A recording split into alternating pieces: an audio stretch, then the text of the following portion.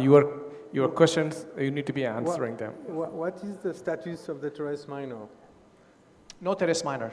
So no teres minor. So it's an E-type lesion. Yes. E-type lesion. So first of all, this is something that is rare. And for this kind of patient, I may think about if the patient is really bothered and we have a failure of conservative treatment, I may think about either a latissimus dorsi transfer or a low trap transfer. Thank you. So it's meant to be debate between the two speakers, but I respect your emotions there, Dr. Basam. So I think the first question was for the delegates. Now, faculty, excluding first and second speaker, who would support the first speaker? Hands up. Faculty. Faculty, just one. Okay. And faculty supporting the second speaker. We have. Right. Now, I would like to ask Peter, why would you, one sentence, why would you support, and what's your take? So first off, I think these are both phenomenal presentations, and I think it's a phenomenal accomplishment what you've done, Dr. Mahara. I went to Japan when I visited E.G. Itoi and Nobu Yamamoto, and I learned the technique, and I came home very excited, and I did it. And the problem was that it took a very long time to do. It took me actually 3 to 4 hours to do them because I was doing the low. I didn't have someone else to harvest the graft. I had many patients complain about where I'd harvested the graft, and my healing rate was still quite low. Thank you. The problem, and this I think is really, really important, the problem was that for those patients, when I had to then convert them to reverses, they were not good reverses. And then there was nothing I could do for the patients. Okay, great. Dr. Mehta, one question for you. I think from morning we heard twice that Japanese patients don't like cut or open surgeries. They like orthoscopic surgeries. So does it apply only to the top end, but then you're actually making big incision for the fascia lata? So how do you convince your patients for a bigger incision? And okay, yeah, actually, we do reverse too. So the patient, actually, some patients like arthroplasty is better, but compared to other countries, I think many patients prefer the arthroscopic surgery more, and also, of course, actually, the external rotation, internal rotation, much better in reverse if you do SCR. Yeah, that's why. I think that it's always the way you speak to your patient. If you say to your patient, "I'm going to kill your biceps," the patient don't want this, okay? But if you just say to your patient that you are going to stabilize it, they love it. We are just finishing a study that I presented to Peter some minutes ago. The patient, globally, they don't care about the skin incision. This is just the way you present things to your patient. And if you say that, if you do so, you will have better results, they don't care to have a skin incision if at the end they will win in function, pain score, and so on. Can I invite Dinshaw to have his comments? Dinshaw has good experience of SCR. Alex, I had the same view as you in 2013. And I remember having a great discussion with Teru, telling him he's absolutely crazy doing this procedure and it cannot give you results. Till I started doing it myself, and I found that there is a certain difference. Now, there's a difference between the patient that Basem is talking about. That patient has a loss of external rotation that's different. I think that requires a tendon transfer. But for your patient who's painful, and he's painful primarily because of proximal humeral migration, who's lost his forescupple, just doing a biceps tenotomy, of course it's a pain generator, but just doing a biceps tenotomy often I think doesn't work. And if it's a younger patient, sometimes doing just a partial repair may give them temporary relief, but not in the long run. And so I changed my view over maybe 8 or 9 years when I started seeing the results. And I think where it works is this, that when you put that 8 millimeter thick fascia lata there, there's first of all an interposition effect there. You know, it's interposed there, your acromial distance is better, you're improving your force couple, because I always will do a partial repair with it, so that I can get my force couple, my subscap with my infraspinatus back. And you don't need more. You don't need more. This is the only thing you need to do. Just do a partial repair, and it's going to be perfect. We have a study that we submitted yesterday to OTSR of long-term partial repair. This is sufficient. And if you don't have, prospective comparative study and you compare superior capsular reconstruction with a partial repair, we will have endless discussion like this. Today, it does not exist. So Alexander, what are your indications for doing a SCR using biceps? In which cases do you do this? So every time that I have a massive and a curve that is really, that I could repair, but that is difficult to repair, I will add the biceps, and every time that I have an irreparable rotator cuff tear.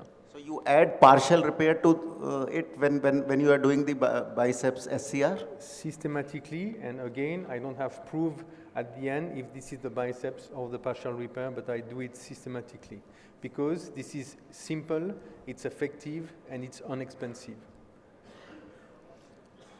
George. So I just have a comment to make in that I believe if 100% of patients with degenerative rotator cuff tears had proximal migration and pain, I think these arguments would make sense. The key that we have to all remember is that this is 15% of the population. 85% of patients that have degenerative rotator cuff tears with proximal migration never end up having surgery. They don't need anything, right? And so I think I agree in that most of these patients that have this problem don't need surgery. So if they don't need surgery, then why do we technically have to do all these operations to bring the head down? It doesn't make sense to me. I think rehabilitation is very important, partial repair is important, biceps, they all make sense. I love you, George. Yeah, it's interesting, huh? I love you. But I think we're talking about symptomatic patients who come down to your clinic, that 15% of the patients. Could it be that? And so then, and for those patients, it's interesting, the subacromial balloon's even shown to work. So I think if a large percentage of those patients, I don't believe we change the natural history. So other than the patient that Bassam talked about with the true external rotation lag sign, I don't believe we're changing the natural history of the disease process by operating on them. You know, we must be responsible, and in the hand of some surgeon, they cannot say, I'm not able to do anything for you. And regularly I say to my patient, I'm sorry sir, but I don't have reasonable surgical solution for you. And if you do so, most of the patients, they understand very well, and we need to be responsible. So putting things into perspective, let's say all of faculty, pretty much we're all of same age, and let's assume that we all have had cuff tear once. We've also had biceps tenotomy at the same time by French surgeons. So we're left with now irreparable cuff pain, and we're all very active and very symptomatic. So would our decision change on choosing what we would like to have it done? I have personally a small rotator cuff tear that I know since 2012, and I have never been operated, and I'm doing, like the patient of Mia, I'm doing perfectly well. Hands up. Okay, fine. So same is the case with me. I have got rotator cuff tear on both the sides, and I'm very active. I'm doing all my activities. Just imagine we go and tell this to the general public, to the patients, so we all have tears, we don't get surgery done. Then we get screwed badly, right? Financially, I mean. Can I tell something? Yeah, actually the physical therapy works very well. Actually, in my patient also the first non-operative treatment we do, but actually almost 20 years ago, my main strategy is a non-operative treatment, but still some patients cannot elevate arms, there's still pain. That's why I studied the ACR. So if the non-operative fail, the ACR should work. And also I show the long-term follow-up. Maybe if you choose the non-operative treatment, cuff tear arthropathy maybe 5 years, 10 years later, but if you do SCR, you can prevent the osteoarthropathy, and maybe the patient, maybe 10 years later, better range of motion and maybe less pain. And also the technically, actually, it's technically demanding, but now my fellow, it's maybe they can do the SCR maybe 1 hour, 2 hours. So if you learn how to do the surgery, maybe you can do this surgery very easily. And also economically, of course, depends on country, maybe different. And maybe French, maybe too expensive, but in Japan, actually, it's not so different between the just regular local repair and the SCR. So maybe it depends on country different, maybe regarding economic. But if you don't use the dermagraft or the maybe commercial graft, maybe if you have a fasciolator, maybe much cheaper, I think. So I have a question. I have a question to Dr. Latterman, please. A young patient around 40, 45 with massive rotator cuff tear, Hamada 3, would you end up doing simply tenotomy of long end of biceps? And how do you not get afraid of progressing the Hamada's grade in that young patient? So this is a young patient with a massive tear that already has osteoarthritis. So for me, it's not a very good indication for a repair. So it really depends on the situation. I need to see the MRI, I need to see the fat infiltration, the retraction, the length of the tendon. And I think that the most important thing is to determine if it's an acute or if it's a chronic superior migration. If it's just an acute one, yes. So if it's an acute tendon avulsion, I will of course fight for this patient. If it's something chronic, just treat him conservatively. So thank you so much to our lovely two speakers and guys. delegates and faculty. I think it's been an interesting discussion and session. So we'll have to continue, and then we welcome our next moderator, Dr. Ram and Shirish, for continuing on Stryker launch. Is it? Yes. Yeah. Is the Stryker team here? Let them come up on here. And George, on stage. Where's Alex Latherman? A little bit of good news for you. Your luggage is almost on the way. You're likely to get it. No. Yeah. It's not here, but it's on the way. Look at him. Look at him. Yeah. You know, I doubt because there is a guy who is saying to me since 2 days, it will take the next flight. It will take the next flight. We've been tracking it along with the rest, but you've created so much goodwill here. It's going to work out for you. Trust me. Thank you. Trust me. And I would like to tell you that you did a wonderful surgery. And honestly, congratulations, because I don't know how to do, or how you do to torture yourself so much to do a latarget. Congrats. I think, congratulations. Thank you. Thank you. Thank you. Come. Yes. Good.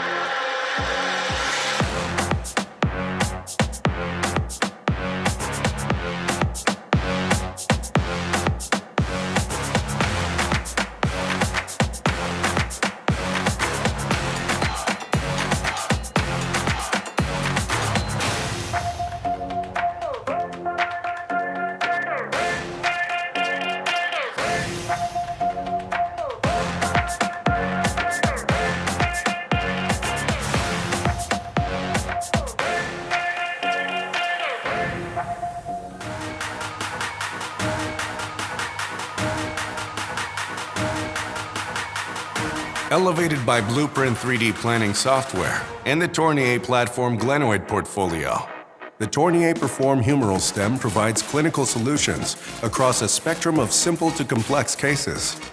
The Tournier Perform humeral stem allows for glenoid and humeral-sided soft tissue tensioning, utilizing the Perform reversed lateralized and augmented base plates in combination with multiple sphere options.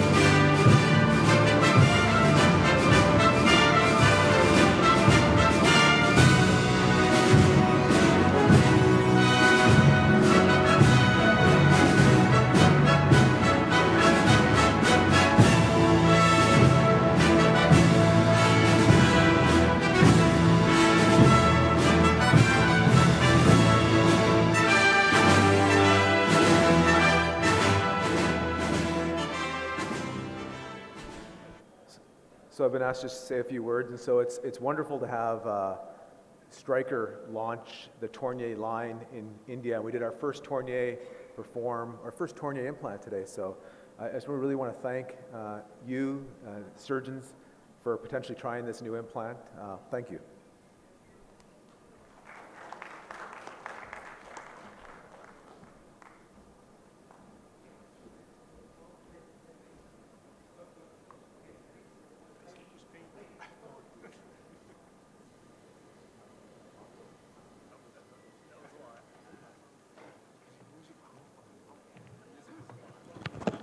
Matas, Indian Army ने जंग शुरू नहीं की थी, but we will bloody hell finish it. How's the Josh? How's the Josh? Jai Hind! Jai Hind!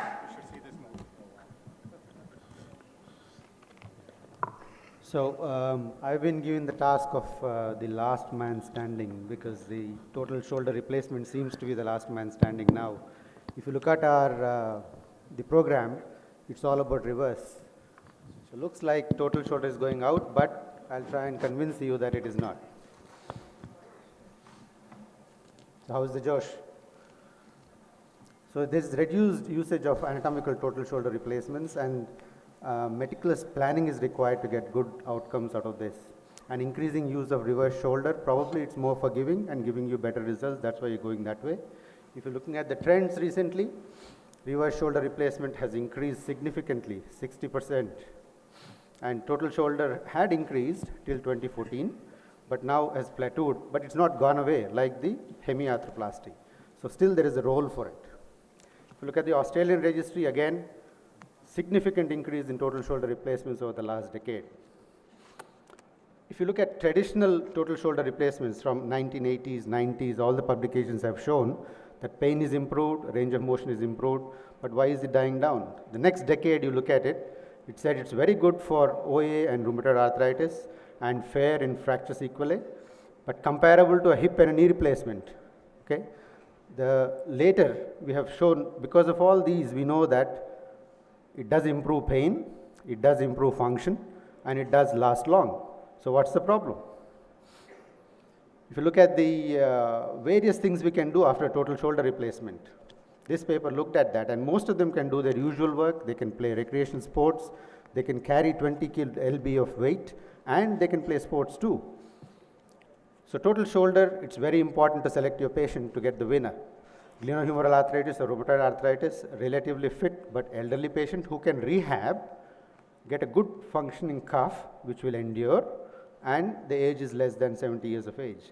And the glenoid should be concentric and the glenoid should have good bone stock. So that's a select group of patients.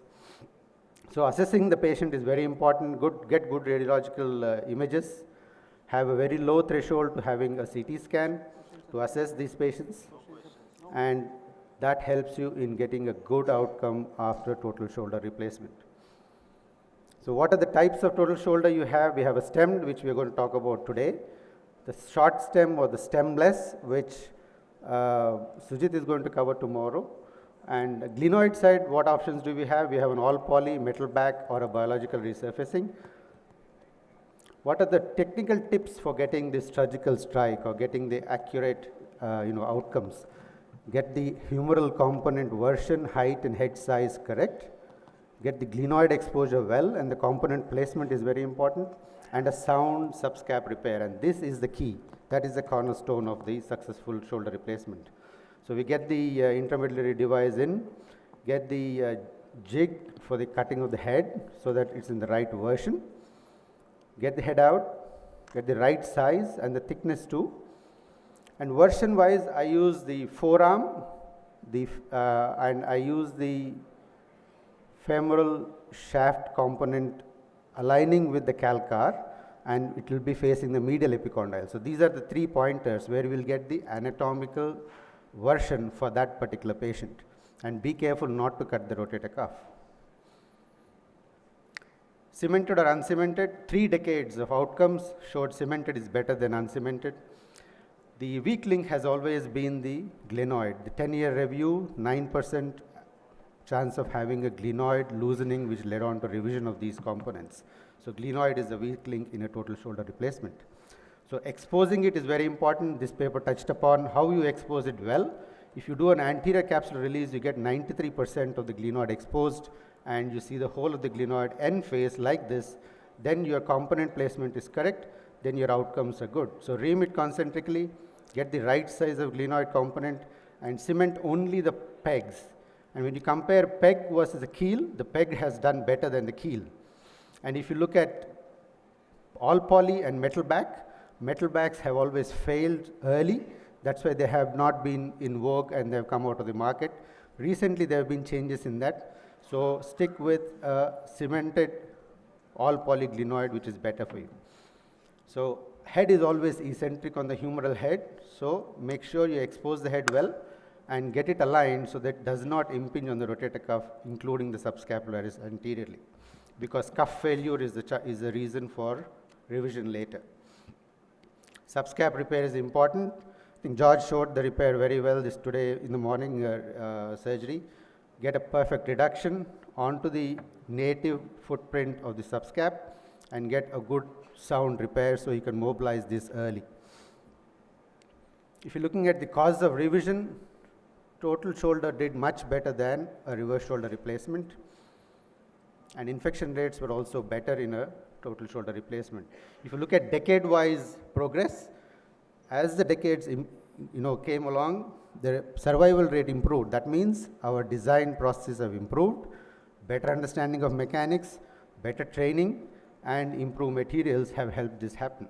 So looking at the latest UK registry, outcomes are good with total and reverses. Australian registry, which Ashish was also part of, showed that RSA revision was 5%, but total was slightly higher with stemmed ones. Hopefully, the stemless ones will give you better outcomes. Surgeon operating more than 20 a year get better outcomes. We always thought that anatomical shoulders do not last. This study looked at greater than 20 years of outcomes, and they showed that these outcomes are maintained throughout the 20 years. That means they do not deteriorate, sometimes which happens in reverse. We also felt not used in young arthritic, elderly arthritic, and B2 glenoids. Hemiarthroplasty we thought was a better option in young arthritics, but this paper has proved that total shoulder is better than a hemiarthroplasty in young arthritics. Reverse in elderly with a total shoulder replacement, if you compare, systemic review, 24 studies, and they noticed that they have similar outcomes, but functionally they do much better. the total shoulders compared to a reverse shoulder replacement.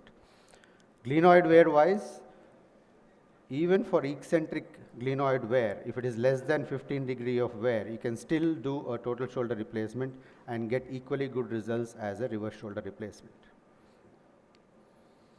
So improving the weak link, that is the glenoid, by using some uncemented pegs like these which are coming in, might improve this weak link and will give us better outcomes. So if you look at total shoulder replacement, you can't even make out which side was operated on. This lady is only 3 months post-op and she can do everything. So standing the test of time, long-term results are encouraging. Stemless might improve our problems with the versions and the height. We will get better designs in glenoid to improve the outcomes, and it gives better range of motion and function. Precise planning and execution gives best outcomes for those who can do a surgical strike.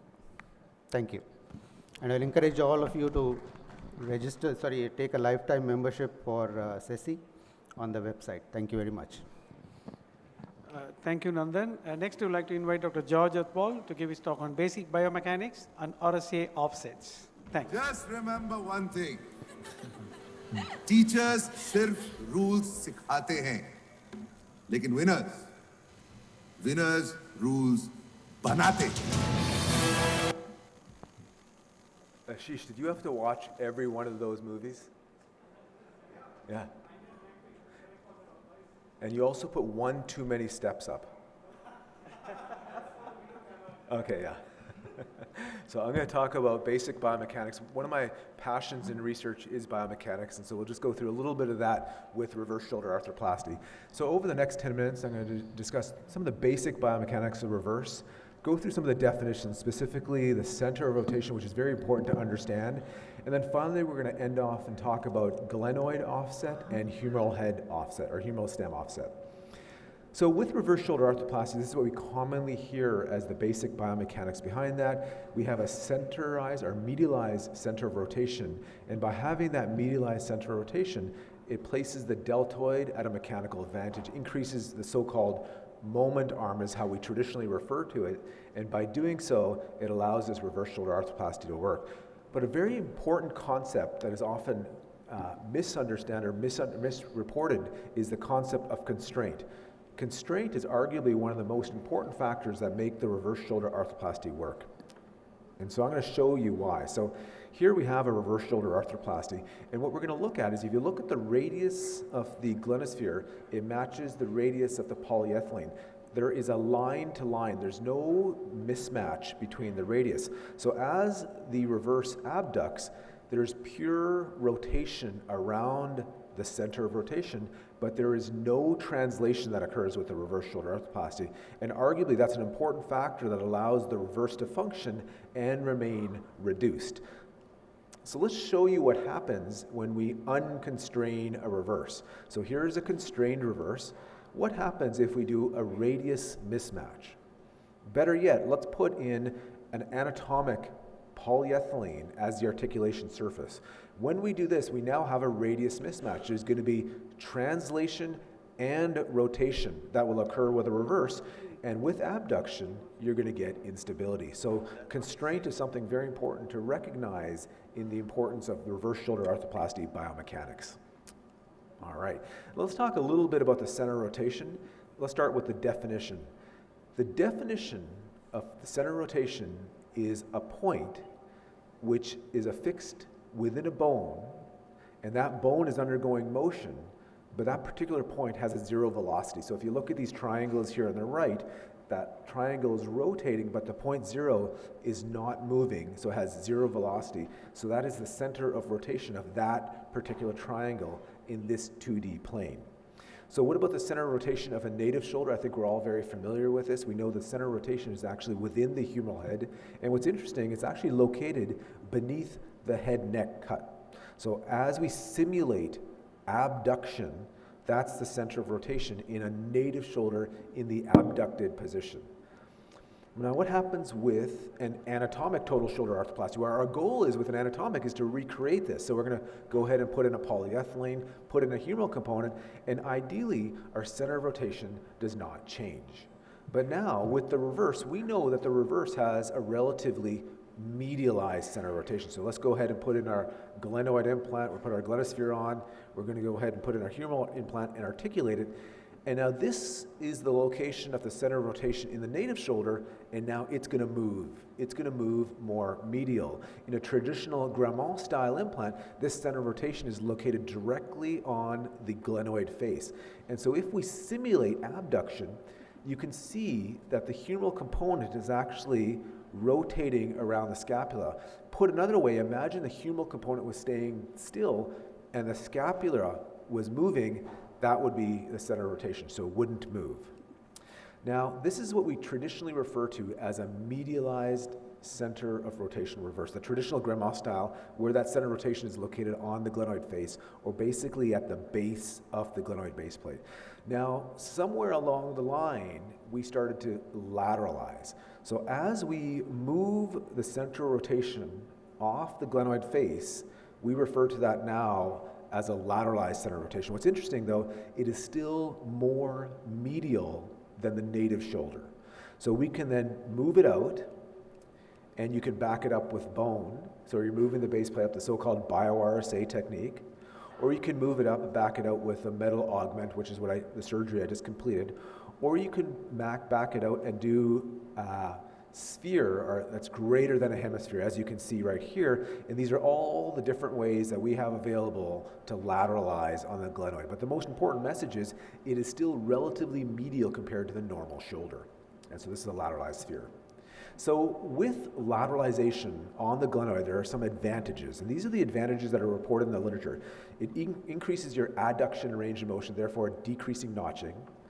It improves the rotation of the shoulder, improves the overall contour. You no longer have that squared off appearance that you would get with a traditional Grammont style implant, but you get a more rounded shoulder. It improves stability, it improves cuff tension. These are some of the purported advantages of lateralization on the glenoid.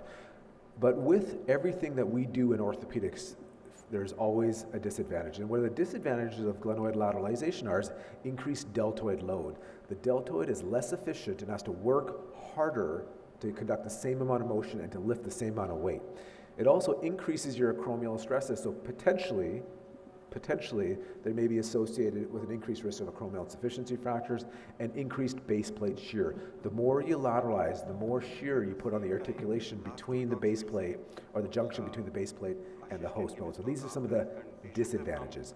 So is glenoid lateralization necessary? We don't need it because the traditional Grammont style implant did not have it. But is it beneficial? Yes, it has some advantages where you improve the contour, it improves the potential range of motion, and decrease some of the notching with reverse. So what about humeral offset?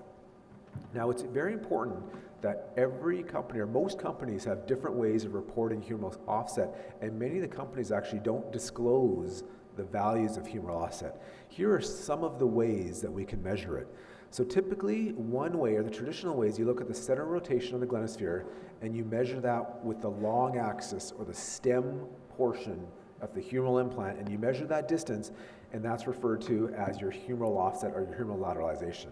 Now, another way to measure, which arguably is probably a little bit more frequently used in the literature, is you look at the depth of the polyethylene articulation and measure that distance. So there's two ways to measure humeral offset. It's important to understand what they are so you can look at the different implants that you use and to determine what those offsets are. And as I mentioned, same with glenoid lateralization, humeral lateralization also has advantages and disadvantages. So with increased humeral offset, so this is what increased humeral offset looks. I'm going to push the stem out laterally. That's increased humeral offset. And when you have increased humeral offset, it actually increases the torque on the rotator cuff. Not in neutral, but in internal rotation and external rotation, it increases the torque that the rotator cuff can generate on the humerus. It increases deltoid wrapping. What deltoid wrapping is here, this simulates a deltoid going around the humeral component, and as we push the tuberosity out lateral, it's going to provide compression against the proximal humerus. And this compression is going to improve our stability. So that's why with tumor prosthesis and allograft prosthetic composites, increasing the volume of the shoulder with your reconstruction enhances stability. And additionally, you can see that this is actually going to increase the deltoid moment arm too. So it's actually going to improve your deltoid efficiency with increased humeral offset. Now, what are the disadvantages? Well, there are disadvantages. The first is abduction impingement. You can see that as you abduct, the tuberosity now is going to be placed more lateral, so you're going to get impingement in that location. So there's strategies that we can use to improve that. And the other thing is you're going to have a much more difficult time repairing your subscapularis, because traditionally your subscapularis is, attached to your lesser tuberosity. Now we're moving our lesser tuberosity more lateral, so the subscapularis, you have to pull it further over in a more lateralized humeral implant, and you may not be actually able to get a primary repair of your subscapularis, and you may have to medialize it. So the question is humeral lateralization absolutely necessary? Well, it's not absolutely necessary, but is it beneficial? Yes. The problem is it's very difficult to determine the precise value of humeral offset and glenoid offset for each individual patient. And so that's why we get into this concept of global lateralization. What global lateralization is your humeral lateralization plus your glenoid lateralization. Unfortunately, no one can tell you right now what the ideal value for this global lateralization is.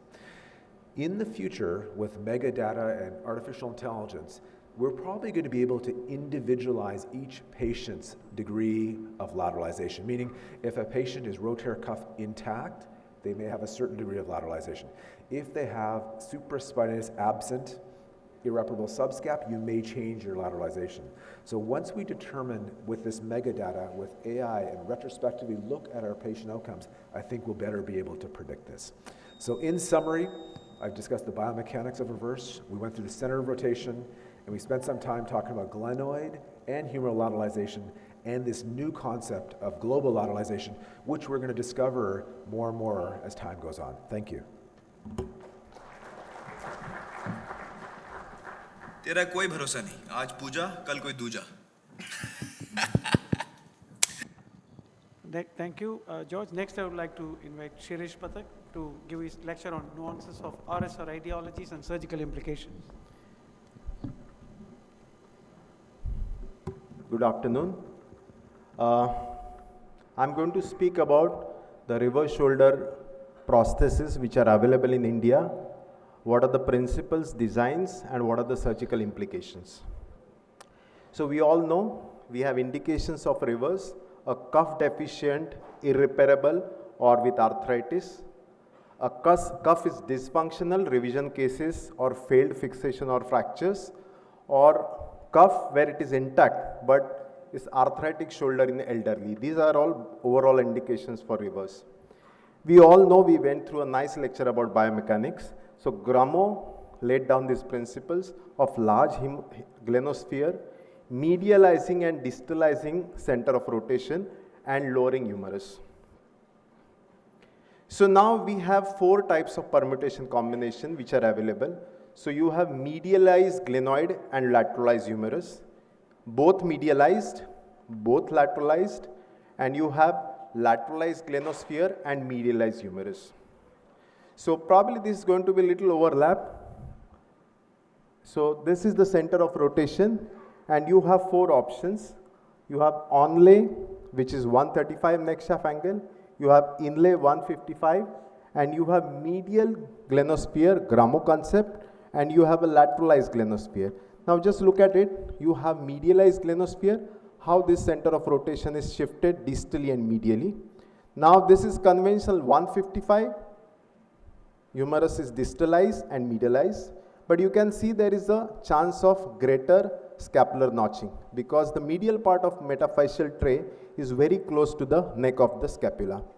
Now if you lateralize humerus with same kind of medialized glenosphere, then you have lateralized humerus. You can see the reference line of the humerus, and you have lesser scapular notching. And if you still want to lateralize on the glenoid side, you can always put a bony metal augment or a bigger glenosphere to give you better lateral center of rotation. But remember, even if it is lateral, it is still medial to the center of rotation of anatomical shoulder. What are problems with conventional reverse with medialized humerus? Large percentage of scapular notching, especially poor external rotation and altered shoulder contour. Now let us understand what is inlay and what is onlay. When the metaphyseal tray goes partly or completely inside the metaphysis, it is inlay, a typically 155 neck shaft angle, and onlay is you build on the metaphysis on top of the cut. So you tend to take more cut and build up your metaphysis on top of it. Most of the lateral design, 145, 135, are onlay systems. Now you can lateralize humerus by placing the humeral tray either medial or lateral offset. If you put it medially, it is going to lateralize the humerus and vice versa. You can play with the shape of stem. If it is a curved stem, still you can lateralize humerus without changing the cut. Now how to lateralize humeral side? Onlay designs where the cut initially was 155, it was reduced to 135. With a plastic insert, it is 145, and you can see it gets lateralized. Now you can see this X-ray. The right one is a delta extent, which is medialized humerus, and this one is the comprehensive system where it's 135 cut, 145 neck, and it is lateralized. And you can see the distance between the metaphyseal tray and the scapular neck. There is less chance of scapular notching. Now RSA designs. In India we have 4 or 5, now 5th one has come up. So how to choose? So in my practice, the criteria to select a particular prosthesis is I need a platform system. What is platform means? I should be able to do anatomical or a reverse with same stem. It should be best suited for Indian size and bones. Less scapular notching, so I need to have a inferior glenosphere overhang and lateralized humerus system. I should get better forward flexion and external rotation. So I should have an option of lateral offset glenosphere. It should be easily available, affordable, user-friendly. And it should have revision and fracture stems also available in the system. So now these are the 4 designs which are available. Biomed, Equinox, now it is not available, Evolutis and Arthrex. Now if you look at it, first 3 are platform system. Arthrex is not a platform system. If you look at the center of rotation at native glenoid, yes, most of them have got at the base of the glenoid face. Only Equinox had 2 mm lateral. Is there an option of lateralization? Yes. With comprehensive system and Arthrex, you have an option. But if you want to have option of lateralization with Evolutis, you need to do a bio-RSA. Base plate screws, most of the system have got 1 plus 3 or 4 option. If you look at the base plate sizes, I think comprehensive system and Evolutis have got mini plates, base plates, which are best suited for Indian women. Augmented base plates, I think now Biomed and even now I think we have got Stryker who have got augments available. And to let you know, all the humeral systems available in India are lateralized humerus. So you don't have much option there. There are certain similar features. All base plates by and large have got 5 or 10 degree inferior tilt. All system have got option of inferior overhang. All designs are lateralized on the humeral side, and they have an option of variable humeral versions. So what I like about each system, if I have a male patient who has got good bone stock, average size glenoid, probably I'll go for comprehensive system. If I have got female osteoporotic small glenoid, I will go for a Evolutis system which is smaller base plate. Arthrex, the size of implant is slightly bigger for Indian patient, but I heard that they are coming up with newer versions. What I like about particular system, now if you look at the Zimmer Biomet comprehensive system, they have got 2 base plate options, 25 and 28. It's a low profile with HA and porous plasma spray flat backed. They have got a short central peg, but it accommodates 6.5 millimeter screw, which has got length options from 20 to 50. You have got 4 peripheral screws, which is more than enough.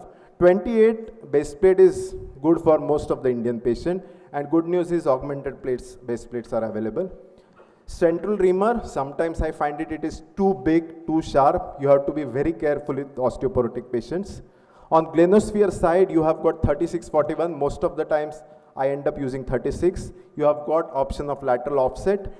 I have hardly used lateral offset glenosphere because even small size 36 is reasonably big for most of my patients, and it's the most taper augment between base plate and sphere. There is always some gap, so don't overdo hammering. You may end up with glenoid fractures. Versatile, you should learn how to do it. It's a little bit tricky, but then it's easy. Lateral offset, yes, that option is available. Yeah, versatile, they have an option about 1.5 to 4.5. You can always play, you can put the central peg in the best glenoid, and then you can play with the versatile to get your glenosphere inferior overhang. I think humeral side, it's onlay type, proximal PPS coating, best modularity possible, 0.5 millimeter increment, and option of version 20, 30, 40, everything is available. Mini, micro, and standard sizes of stem available. What I don't like, the 44 millimeter standard humeral tray, but luckily now they have come up with small humeral tray as well with offset option, which helps. Humeral bearing, again standard +3 and retentive. Coming to the second commonest is evolutus, humeral cut. Again, it's a lateralized humerus and neck shaft angle is 140. The glenoid fixation by and large best, it is 30 millimeter diameter, min is 26, which best fits for females. Bone conserving, it has a spiral helical blade, which takes out very less bone, but impaction is little crude. In hard bone, you may have to make a central drill hole, and there is always a potential risk of glenoid fracture. Of course, you have multiple dialing option. They have a different system, but you can get the best fixation.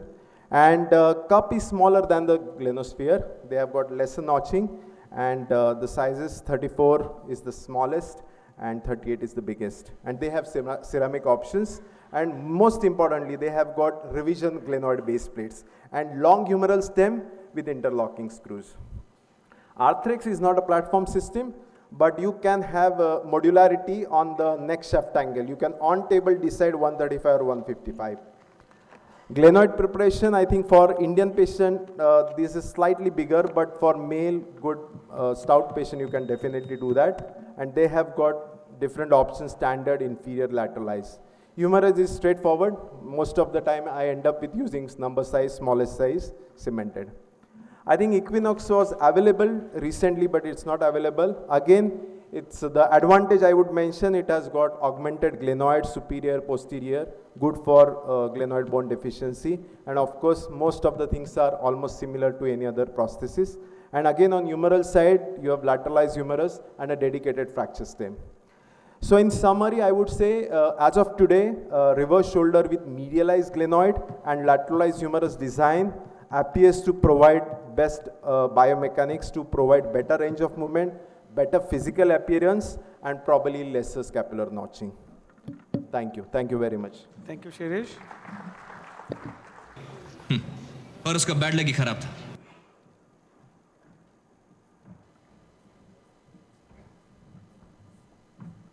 Thank you.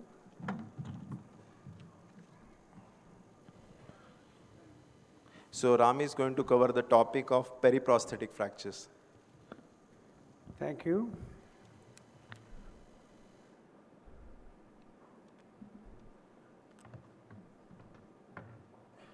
Got it, yeah, okay.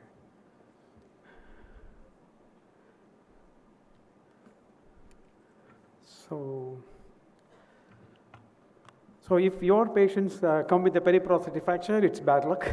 So let's see. What's the incidence of periprosthetic fracture in shoulder arthroplasties? Is about 5%. The increasing incidence because of aging population, medical comorbidities, as well as rising RSA. In USA and Europe, it is much more common, but in India, we're yet to see more of this. But what is the problem with the periprosthetic fracture? If it happens during surgery, increase the operating time, blood loss, need for fixation or graft, alters your implant choice or technique, and also effect on the post-op outcome. But what are the risk factors? This is something we have to think about. Again, patient factors, surgery factors, technical factors. We can only concentrate on the remaining two. Patient factors, female osteoporosis, comorbidity, and the proximal humeral malunion, deformity, soft tissue contracture, history of instability, post-traumatic arthritis. These are all the risk factors. You should also add rheumatoid arthritis. The technical factors, incorrect entry point, aggressive reaming or oversized broach, press fit component, inadequate soft tissue release, or attempted reduction or dislocation, fracture can happen. Revision surgery, it can happen during implant removal.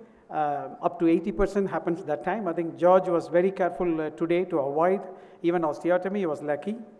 And during reaming or broaching of the humerus, or during trial or implant insertion, or due to excessive humeral torque during exposure or reduction. There are two types, intraoperative and postoperative. The classification is this. This is the old classification, originally created for postoperative fracture, limited to humeral stem fracture. It doesn't cover the GT, LT. Campbell classification covers the GT and LT. Again, it doesn't talk about implant stability.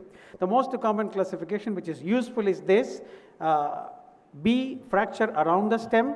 B1, a spiral fracture with a stable implant. B2, a transverse short oblique fracture with stable implant. B3, the same but with unstable implant. C, fracture below the stem. This is something like gives a rough guideline to you, conservative or operative or revise. There's also complex classification with all these A, B, C, D number if you want to see, if you don't have much time free. How to prevent one? That's more important. So awareness of the proximal humeral malunion if you are doing a primary surgery, careful reaming, broaching, impaction, careful exposure and soft tissue release. When you are doing a revision surgery, systematic approach, if you have difficulty, don't hesitate to do a humeral splitting osteotomy, cortical window, or use the specific implant removal device. And use the C-arm as well to guide the humeral preparation, preemptive cable or sacklage, and also tend to do span below the previous prosthesis. This is the patient hemi conversion to reverse. I really appreciate George was very patient during the surgery today. So this was me trying to remove, but then I don't hesitate. I just made a split osteotomy and also used the C-arm to ream the distal to point.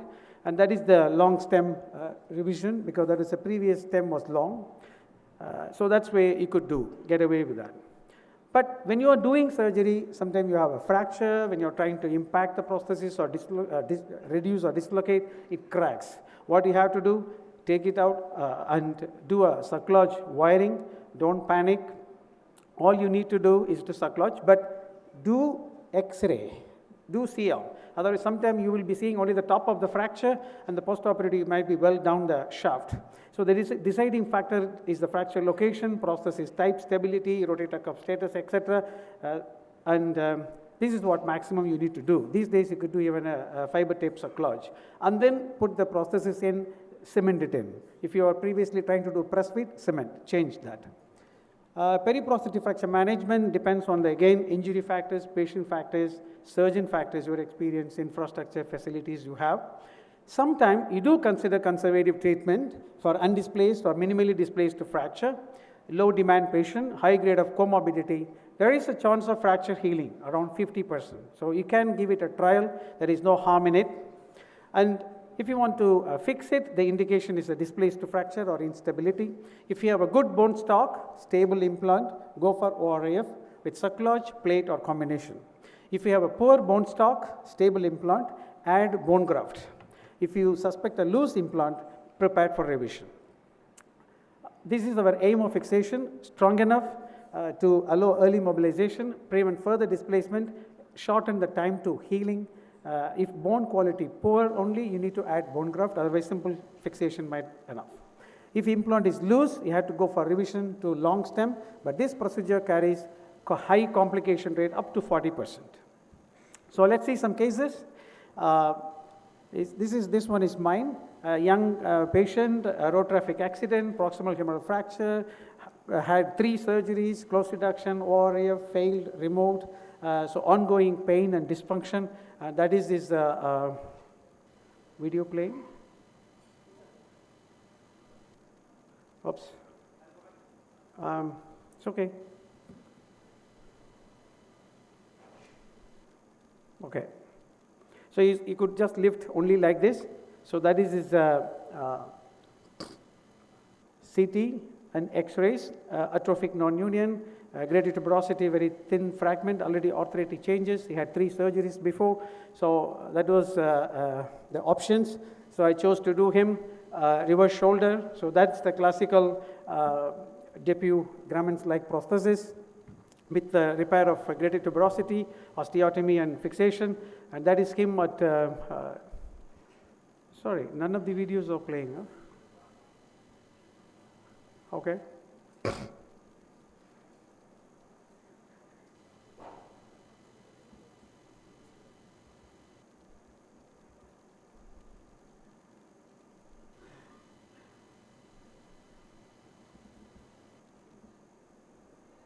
It's okay.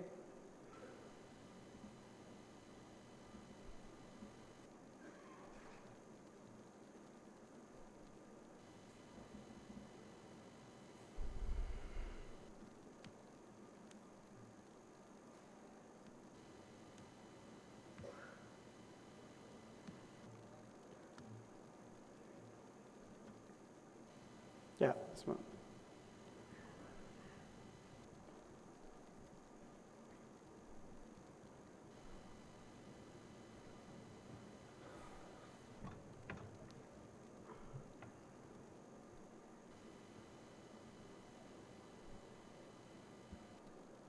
Yeah, it's okay, fine. Show it. Don't waste time.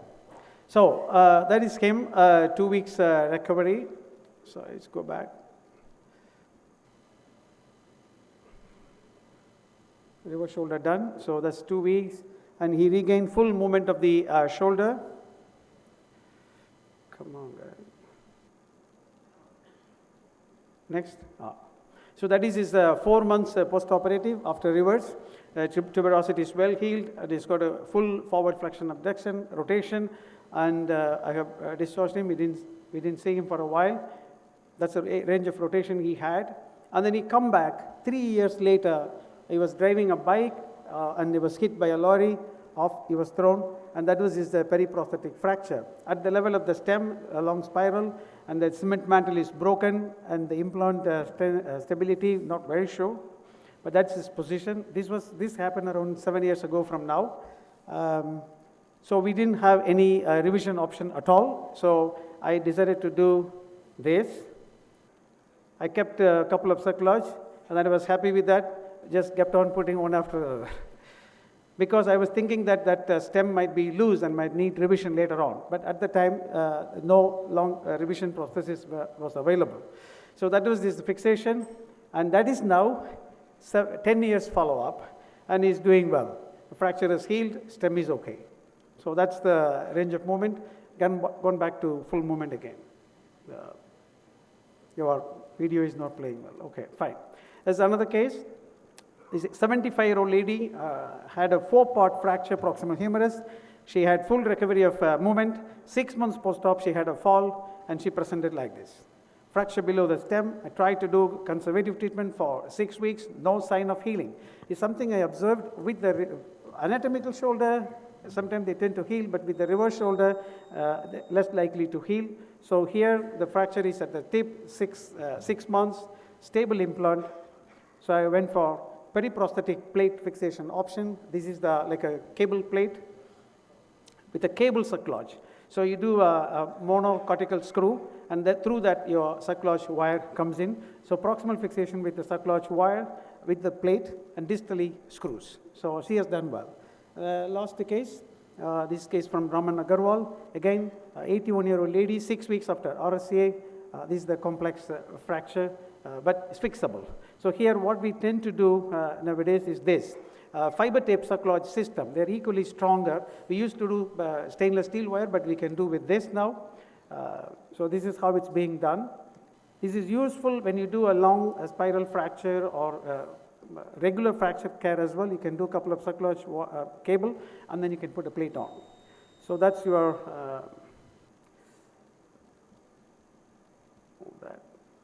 next. So that is your result. All you have to do is a plate, few screws, and a few circular cables. To summarize, management of periprosthetic fracture depends on these three factors. Don't forget the role of conservative treatment. You can give it a trial. And if it fails, go for either ORIF with circulage plate or combination. Add bone graft if you feel the poor bone, or revise to long stem only if necessary. Thank you. Thank you, Ram. हे देवा, इन दोनों के लफड़े में मेरे को क्यों फंसा के रखा है? उठा ले रे बाबा, उठा ले. Thank you, Peter. Just a minute. I think this is a very important talk, and I think it's a very difficult talk that anybody can give. And I was dreading who's going to give this talk. And Peter put his hand up, and I said, thanks for volunteering. Just a heads up, what we're doing is we are running about 25-30 minutes late. Ashish Gupta has been kind. The next two lectures we'll skip later. There are patients waiting for you. I want you all to attend the patient lecture because Basam, / the showman, is going to come up. And then we'll do the patient session, and then Basam will do his deltoid palsy talk. So just a little tweak in the program to keep everything updated. Thank you, Peter. Go. Oh, thank you so much for the invitation. It's an amazing course, and I'm really honored to be here. I have some disclosures that are not particularly relevant to instability. I think my main disclosure is that this happens to me just like I think it happens to everyone who does reverses, because when you see this, your first thought is it only me? And the truth is that if you look carefully in the literature, the instability rate is somewhere between 1 and 4% in just about every single series. So this is, I think, a known complication with every implant, with every system, and if you do reverses, it is something you will see. So then your next question is, why me? Why did this happen to me? So I think first you need to understand your patient. There are definitely some clear risk factors. So male, prior surgery, not repairing the subscapularis, fracture non-union, or history of instability are real clear risk factors that you need to mitigate and be concerned about. Then I also need to think more deeply about mechanisms. So to me, this is really the heart of this problem, is understanding why mechanistically does the reverse dislocate. And I think there are three main reasons, and this is, we did this failure analysis with WashU, where we looked through every single one of their dislocations. We were able to categorize each of the dislocations into one of these three categories. So number one is that it's not tight enough. So if there's not enough tension, and you saw earlier with George a beautiful way of determining how much tension there is, and certainly there's an art to that, I think that that's one way that it dislocates. I think a second way is impingement. So if the glenoid component is malpositioned, or if there's impinging bone, then as the patient brings their arm into the position in which it impinges, then the reverse can lever itself out. So that's, I think, something you need to carefully evaluate for, and that's actually something we showed in this study, where you can see if you compare, in this particular patient that was revised, the trial to the actual implant, you see that clear notching in that location. That notching is from impingement in that location, and that notching contributes to the instability. And then the third is inadequate tissue. So this is the patient in which you have massive revision, proximal humeral bone loss, proximal allograft. You just don't have enough tissue connecting the humerus to the scapula anymore. And these are the three specific prevention things. I think number one, you want to make sure you put it in tight enough. Number two, you want to reduce impingement. And it's very clear that you reduce impingement by lateralizing on the glenoid side and using a more varus neck shaft angle component. So 155 or more medial is more apt to create adduction impingement, and that's traditionally why you've had to put components so low and to distalize with Grammont. And then I think the last thing to consider is if you're going to do a proximal humeral allograft, you may want to consider doing a tendon transfer at the same time to try and provide some more tissue attached to that allograft. The second thing we've shown is that inclination matters for instability. So this is a study I did with my partner, Bob Tajan, and what we did is for all of a consecutive series of patients, we asked them, have you had any instability? And the thing that we did is we actually categorized it into levels of instability. So when you think about instability, you may think, did this patient have a dislocation? But there's actually a large percentage of our patients with reverses that have instability symptoms. They say, I feel like the shoulder dislocates, or I feel like it's shifting. When you actually categorize those, it's about 10% of patients that have some symptoms of instability after reverse. And we show that there's a dose-response relationship between superior inclination and those kinds of symptoms. So I think getting the base plate into inferior inclination can really help with that kind of thing. The subscapularis, we talked about, if you can get this repaired, then you should repair it. There's very clear evidence now, I think, that subscapularis repair does reduce the risk for instability after reverse. So if you're able to repair the subscapularis, I'd recommend it. Okay, so you have the patient they have an instability event, what do you do now? The first thing I think you should do is get the shoulder back in, so reduce the shoulder. If you can reduce it in clinic, that's ideal. If you have to reduce in the operating room, that's another, obviously, something you might have to do. And then I think you should immobilize the patient in abduction and neutral rotation.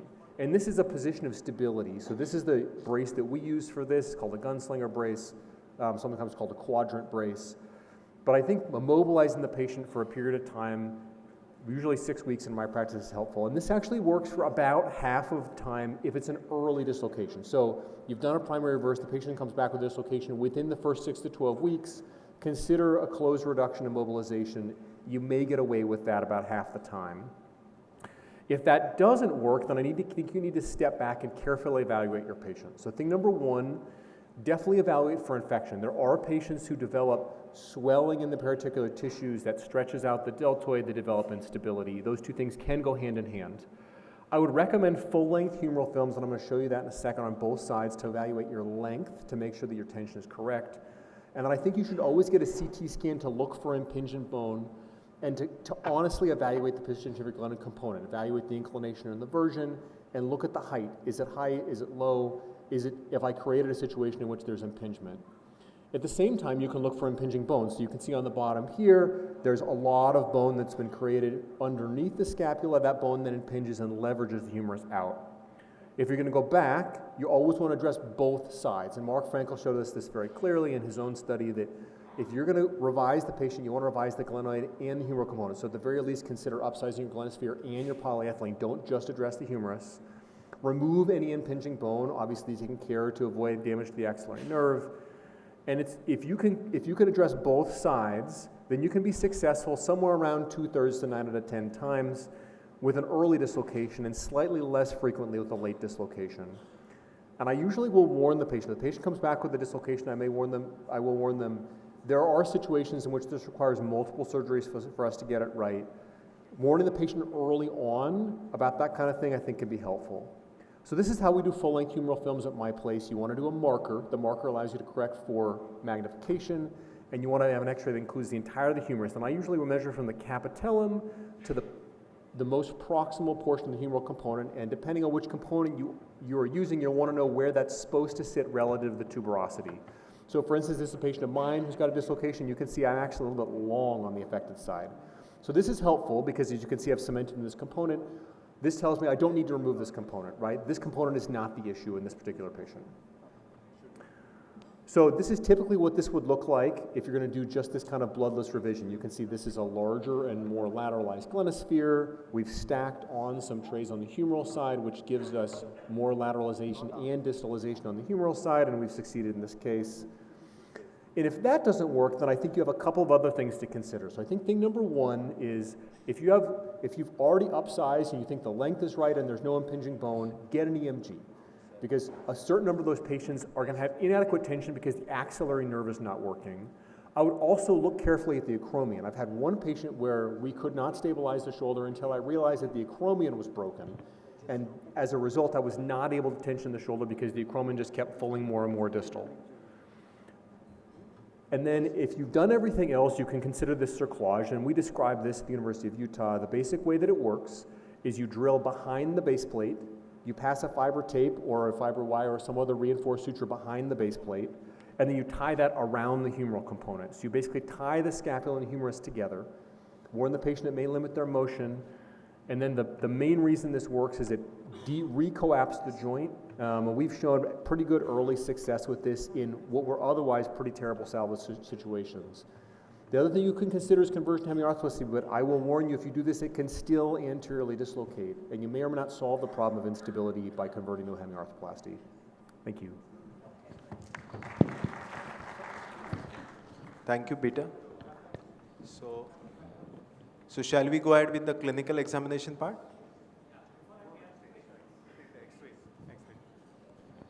Go and take your X-ray. Give me the X-ray, post-op X-ray, post-op X-ray.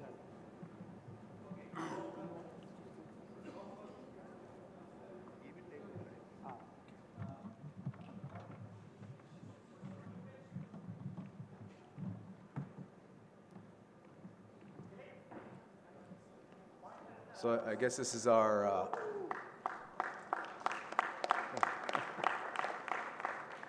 So this is our revision x-ray. I'm looking at it right now.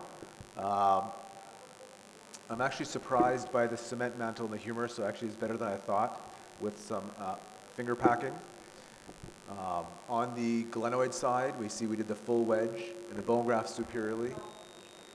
Short screw at the top, longer screw at the bottom. Seems like a reasonable amount of lateralization. Oh, yeah.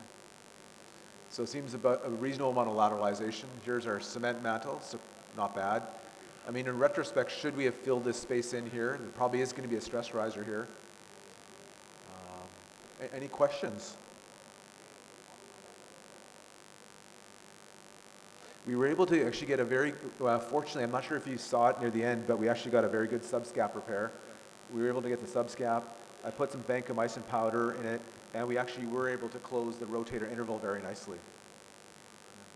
We'll discuss the surgical part questions later because we're going to get all the surgeons on the stage. So think up of all the questions you want to ask Peter Chalmers and Mihata and George and myself. But this was important to buddy up with you till we get this stage set. Thank you, George. Some questions coming from me later. I think that's a great job. Awesome. Next.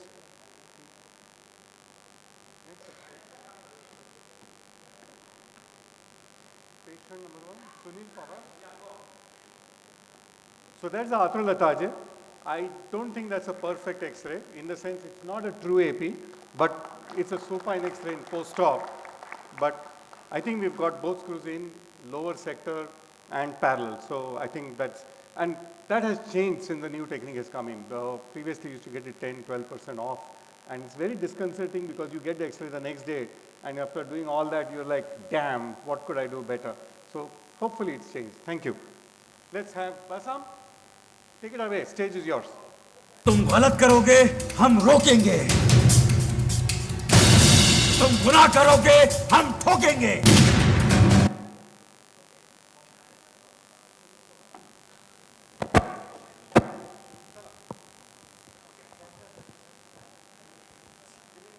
Oh, his neck.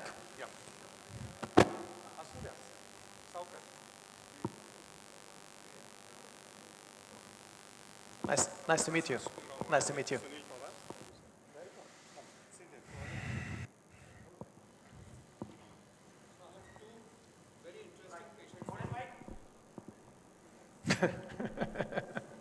I have two interesting patients for you, and pay all your attention because both are one of a kind. And to get a rare patient and to get Basam on the stage is the Holy Trinity. You don't get it all the time. I agree. So the first patient has been operated, so that's why I'm going to put up all the images and share all details, and feel free to fire. I want the faculty to set Basam on fire and left and right because we need to have a good exchange of information here because the audience is going to benefit from this. We need a lot of cross-fertilization of ideas. So this is not what I want. It's the presentation for the shoulder examination.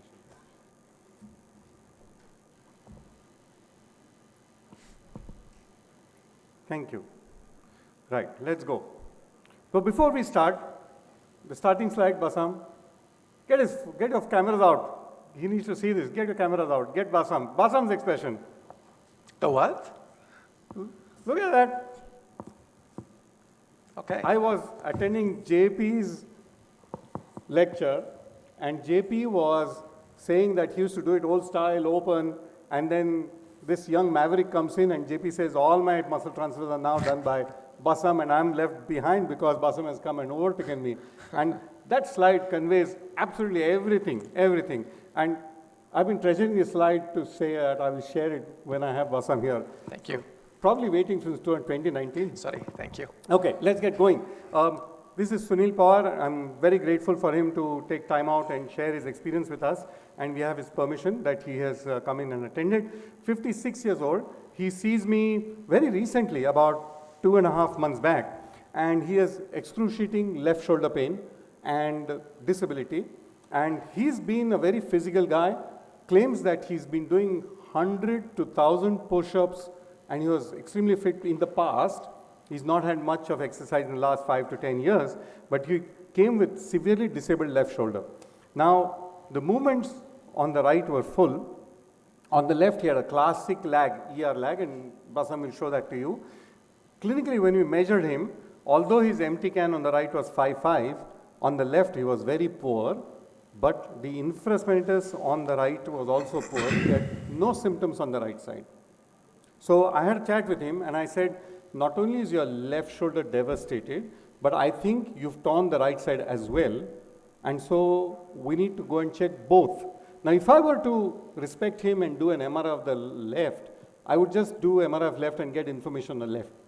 We are blessed that we have a sonographist, MSK sonologist, right there in the OPD. So he just sent the patient across, got both shoulders done at the same time, and we got that he has a massive tear on the left, which kind of correlated clinically, but he also has a large rotator cuff tear on the right. So whenever I have tears on both, I'm like, careful, this can't be explained, and he is pain-free on one side, so we ought to get MRIs of both shoulders. Okay.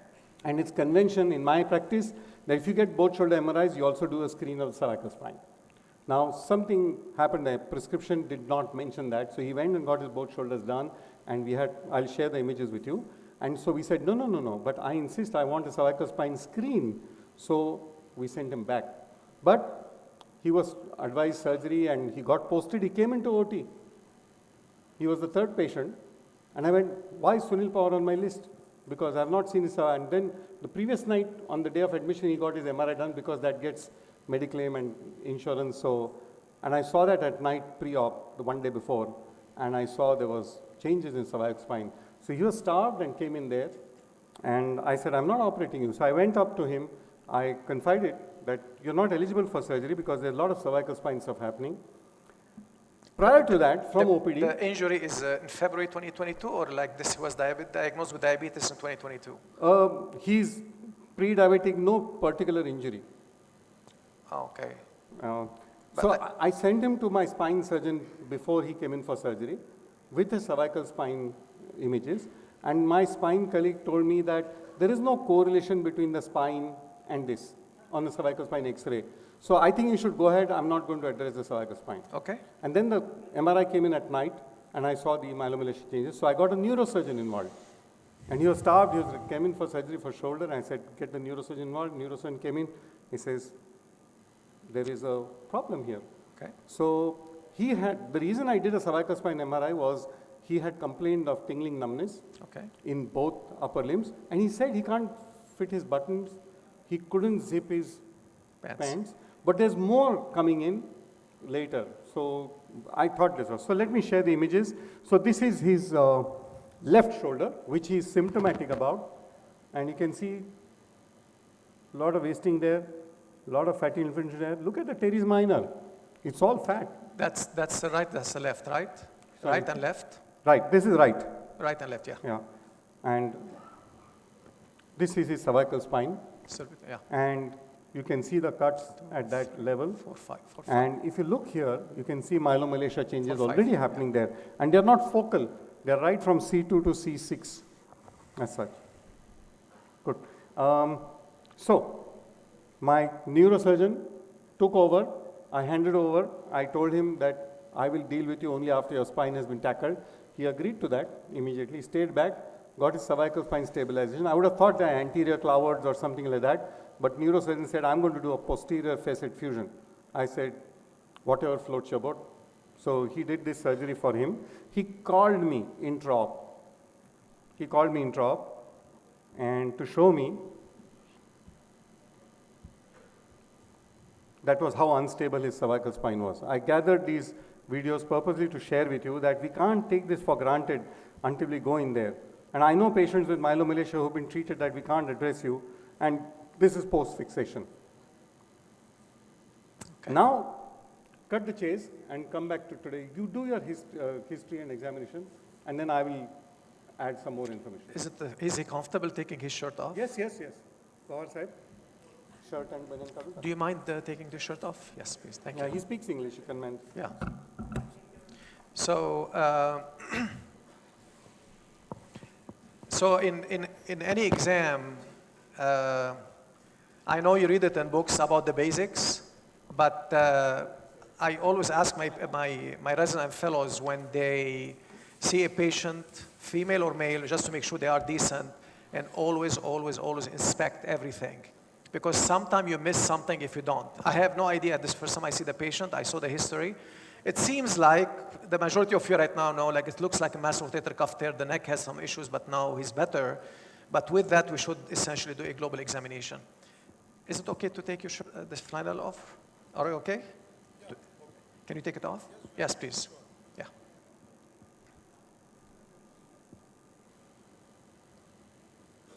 He's doing this with ease. Yeah. Well, he's doing a lot of compensation. So I'm just looking on him globally right now. I haven't started anything. It looks like the deltoid on the left slightly smaller than the right. The contour of the neck for me looks okay. The back look okay. Can you turn this way? All the way, all the way. So he has the cervical spine here, the scar from the prior surgery. Only grossly, like the upper, only the shape of the scapula, they're okay.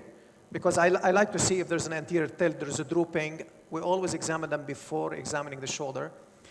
And on more inspection, with his arm down, his upper trapezius on the left slightly smaller than the right. I don't see anything major, but like, you know, this is how it looks right. Now, this is just with the gross inspection in terms of everything. And can you move your arm up for me? No, stay here. Okay, raise your arm up, both of them. In front of you. All the way up. And down. Now down. So the patient, do you have any pain here? You have pain here. So he does have periscapular pain. He does have a periscapular pain. That's important, by the way, because it is an important part of the examination. Let's raise your arm again one more time. Go ahead. Let's go down. So he does have scapulothoracic abnormal motion. It's very clear on the left compared to the right side. Now, what about this way? Can you raise? Can you raise higher or is it harder? So he does have a lot of flexibility, by the way, and we'll go down. And you can see the distal tip of the scapula also moving somehow abnormally. Now, in general, when the patient is able to flex fully and abduct fully, it will be very unlikely they have a true paralysis or complete dysfunction of the trapezius and serratus. You need to have these two muscles for the stability of the shoulder. But he does have an abnormal motion. Now, this abnormal motion could be related to his cervical spine, could be from the injury, could be from pain, could be compensation, because he tried to compensate and now he's hyperactive to get up. But interestingly, he does have periscapular pain, which is very interesting. It could be from here, it could be from this abnormal motion. Now, the issue here, because he does have, now I know he has rotator cuff tear, usually we do this testing we call the SFRT, shoulder flexion resistance test, which sometimes it is tricky if you have rotator cuff tear, but in the front, probably we'll be able to do it just to test the serratus.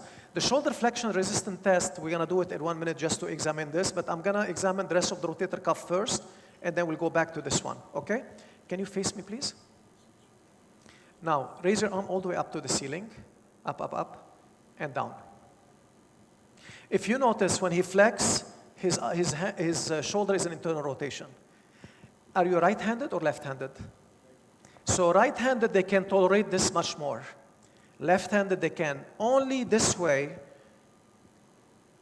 there is a very, very good chance he has an ER lag, even without exam. The minute they flex and you see the arm going in internal rotation, it means with the subscap at the weight of the arm, they go in internal rotation. Excuse me? Yes. This is how you know like there's something wrong, because usually any of you, if right now, if you want to drink something, scratch your hair, do anything, you cannot do it except with some external rotation. This is how we learned about it a long time ago with the brachial plexus patient, because it's very hard for them, because if they don't have external rotation, they have to use abduction to be able to reach any of these. So sometimes the weight of the arm, it doesn't show because the elbow is not flexed, and they go here and go slightly in internal rotation. Now, I'm going to, first of all, he has good flexibility, so I'm okay. Can you keep your arm this way? Keep the thumb down. Push against my hand up, push hard. So this is this I call it posterior superior escape. There is an anterior escape and there is a posterior escape. Can you face me, please? Face me this way. More this way. Yeah, we're gonna do it the same way, okay? Thumb down. Take a look at the shoulder. Push against my hand. Excuse me? Sorry. Yeah, I know. So what happened with the stress, usually the patient, what they're using right now, subscap, pect, anterior deltoid. Each one of them is an anterior force pushing posterior. So usually they have a dynamic subluxation posteriorly. And we can go back to the MRI, we can see it as well. So this is okay, positive. Now, put your hand on the side, this way. No, down. Notice, when he's putting down, he cannot even keep it this way.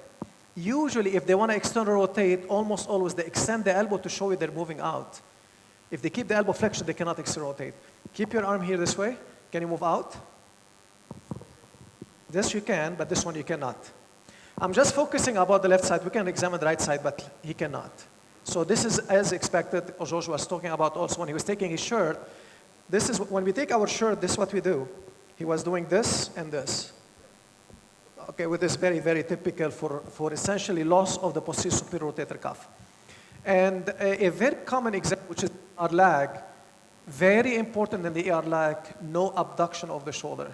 So when you examine the shoulder, I'm going to put his arm slightly in abduction. Keep your arm here. Push against try. Push against my hand. Try. So what's happening right now, your perception that he has strengths. That strength is the triceps. That's not an external rotation. And he's engaging all the muscles that are stable and moving the scapula. Okay? Usually, in this sometime in meetings and stuff, like when they examine the shoulder, the external rotation, they show the post-op, push against my hand. He's engaging the pec, the triceps, and it looks like he's external rotating the shoulder. Not. He's extending the elbow, because if I keep it this way, if I keep the same exact motion, if I do flexion, he's not external rotating at all. He's still in internal rotation.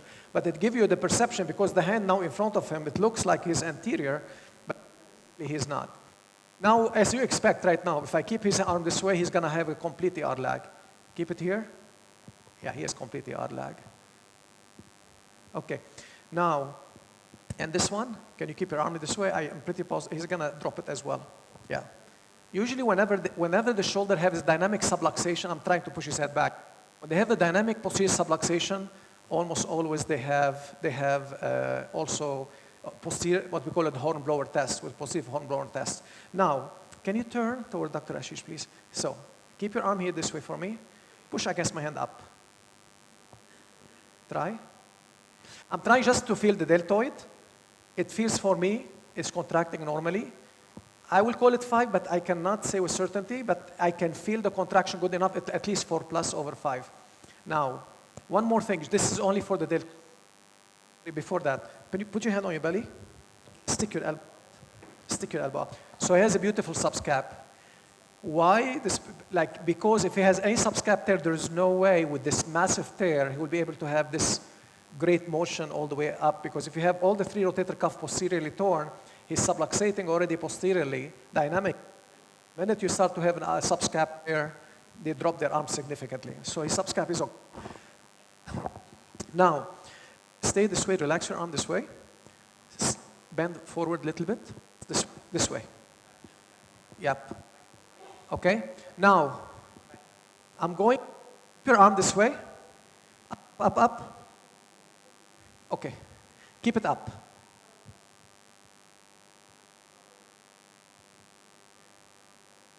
Try your best. Keep dragging down. Okay, relax. One more time. Lean forward. So this is the other test we do. Relax. Relax your elbow. Let me bend your elbow. Relax your elbow. Okay? Now keep it up. Try to keep it up. He's dropping. He does have a weakness in the posterior deltoid, by the way. Keep it this way. Push against my hand. Yeah, he does have a weakness in the posterior deltoid. Keep it in internal rotation. This way he can use his subscap.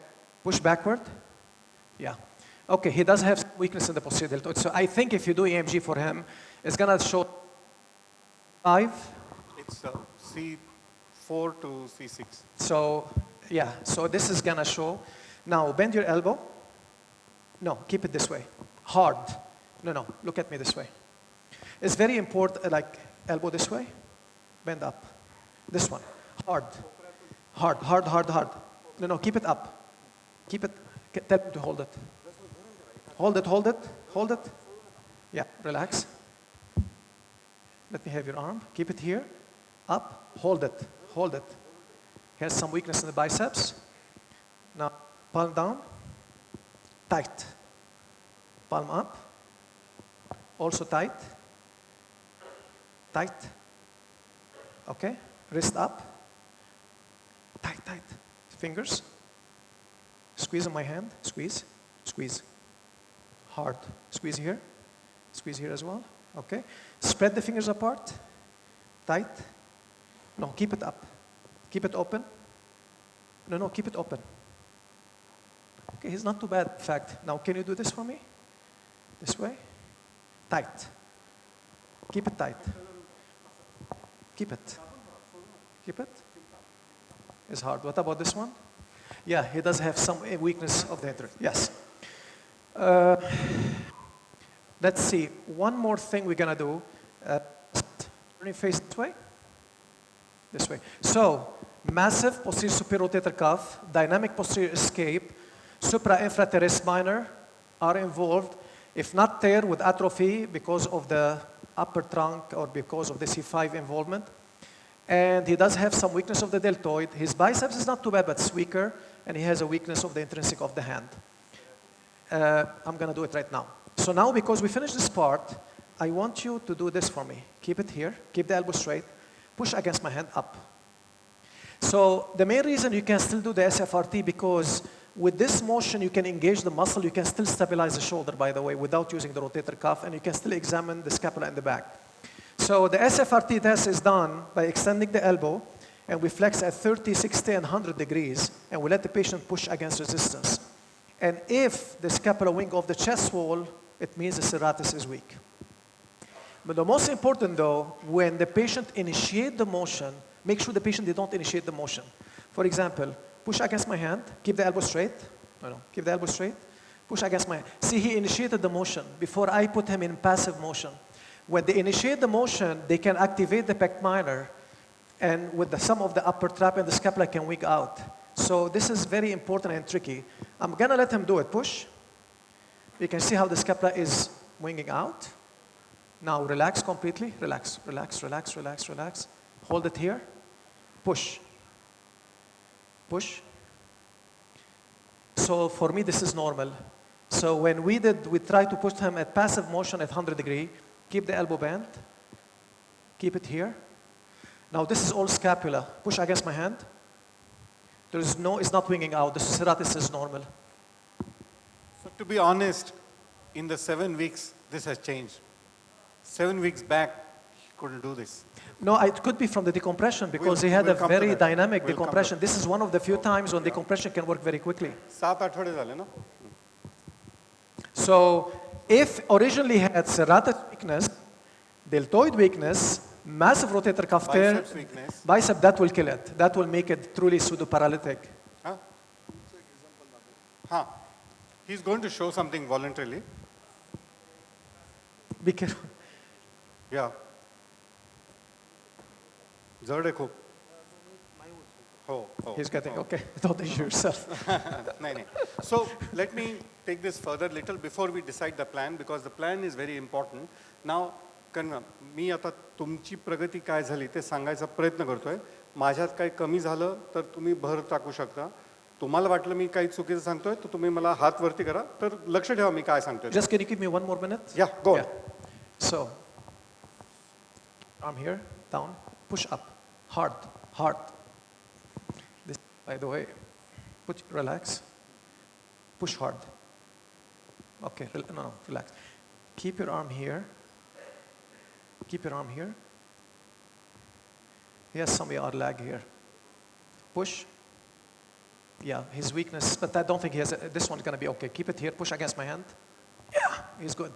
Put your hand on your belly, stick your elbow out, push. Okay.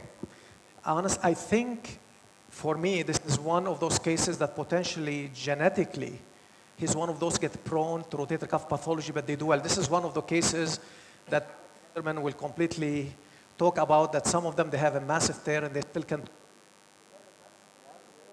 Right, his job test is almost negative and only have external rotation weakness. But this is very important for the planning for this specific patient.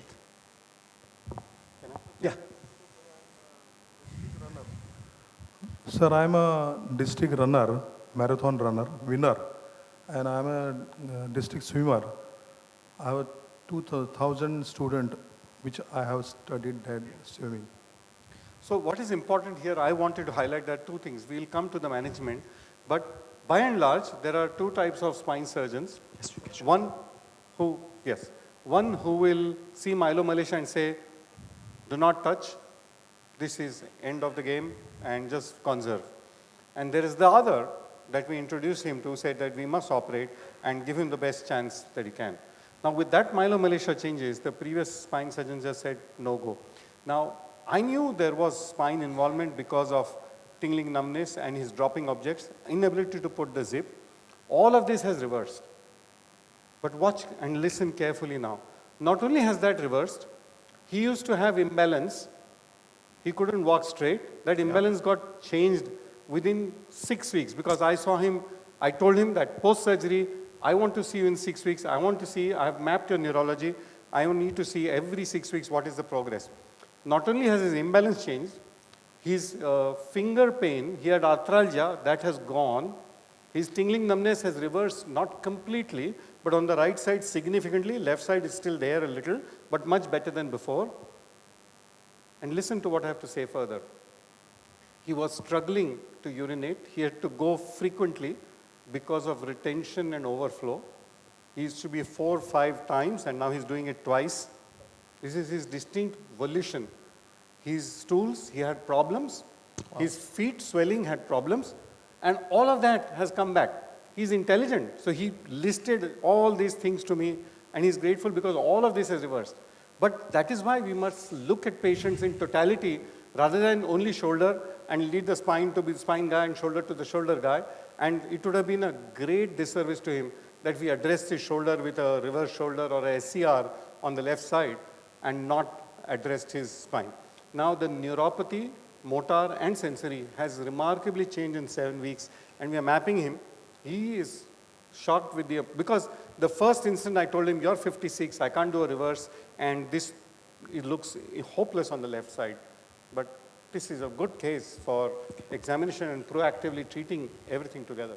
No, thank you for getting this case, because when I heard like I had a massive tear to examine, it's like, why this is perfect case for the audience here, because I know originally in medical school and early on, we learned books, inspection, examination, or everything. We don't do it anymore. Even my fellows, when they arrive early on, they come, most of our patients come referral, so they come with diagnosis. So the patient will come with massive tear, they come, hey, massive tear, okay. They look at MRI, if you skip one like this, you can end up with big problem. This patient, if you skip the spine, you put him under anesthesia, beat chair, you do this, he can go paralyzed. So you do not want to miss this one. So spot on. Because I have a couple of other colleagues who are in this situation and they're in bad shape. Now, shirt pan ghalunga. Cut the chase to now, what are we going to manage? So George, Peter, Basam. You'll be surprised about what I'm going to tell you, by the way. This is a patient I will absolutely manage conservatively for a long time. Yeah. Because this is on the left hand, because he's progressing well, he is managing, and in patient with ER lag in the non-dominant hand, they can tolerate it very well. I feel it will be better to save him intervention except if absolutely necessary. Right, right. This would be my opinion. I don't know, George, you have a different opinion? So how long do you want to cook this goose? 1 year. 1 year, yeah. Because of the spine, with the nerve and everything, and to see if he's going to adapt to it. The only thing that's going to work against him is every muscle right now, the pec minor, he's trying, but they're working against him. And by the time he starts to recover, sometimes he cannot reverse it. This is the only thing The muscle imbalance. Yes. So he's someone, if we decide, I will absolutely release a pec minor in the future as well. Okay, okay. And so nothing for the right, nothing for the left. No. Yeah. Very nice to meet you. Thank you very much for coming here. Thank you. I appreciate that. Does Amar, anybody okay. want to ask Medical anything company. before this patient leaves? Then we go for the next patient. Yes, Abhay, come. Please feel free. This is your only chance. Let's now. communicate. Is there any correlation between Okay, let's communicate, me and you, okay? Nice to meet you. Yeah, Shardanga. Basam, question for you. There you go. Of course. We are very thankful. Thank you, guys. Thank you. Thank you, Sunil Pawar. Question for you. Yes. Abhay. has the neuro deficit led to this cuff tears, or are they related anyway? The neuropathy from the cervical spine leading to the shoulder issues. Let's call it myelopathy. Myelopathy, yeah. You know, we see, believe it or not, we see these, if there are, even though they're uncommon, but we see them maybe at least once or twice every month because of, we get special referral for nerve injury, rotator cuff injury. This patient was compensating very well with his rotator cuff. I feel, and this is, I'm trying, it's very hard to study it. With this age, mass rotator cuff tear, his exam is pretty good on the right side. He's doing great on the left side. I think there is some patient genetically they develop a deficiency, but they compensate so well that nothing will happen. However, with the neuropathy, with the compression, with the dynamic instability of the spine, he developed some weakness in the C5, maybe long thoracic nerve. Now he has scapula unstable, deltoid weak. He could not compensate anymore in addition to other symptoms. So he ended up this way. Yeah, thank you. Nagraj? One sec. Hachim? One question. What do you think about if 1 year after now, the posterior deltoid didn't recovered, will not recovered? And if you manage the same for your decision making in 1 year after, the same indication now from if this posterior deltoid didn't, I never healed? No, this is a good point because the march of neurons can stop somewhere. You don't know whether it will plateau. Yes, but based on the anecdotal experience, this patient is going to recover his deltoid fully because he already made a stride only in 6 weeks. But let's say it did not, but everything is working out very well because he does have the posterior deltoid by this week. You can still, if he wants something to improve, if you just give him the external rotation, then he can manage because he still have enough deltoid. It will not still affect my management, but this is someone I will run away from reverse shoulder arthroplasty on him. He has essentially minimal or no pain. He has full flexion, excellent internal rotation. For the audience, this is something, if you run to do reverse, he's going to be very disappointed because he's going to lose internal rotation sometimes. His flexion is good. Well, if you do it like as sexy as George does it, maybe you can get it, but sometimes you cannot get the flexion fully. He's compensating a lot with the scapula, so he may lose what he has. He's going to be disappointed. So please be careful about these patients. Yes? Yeah. Bassem, a question for you.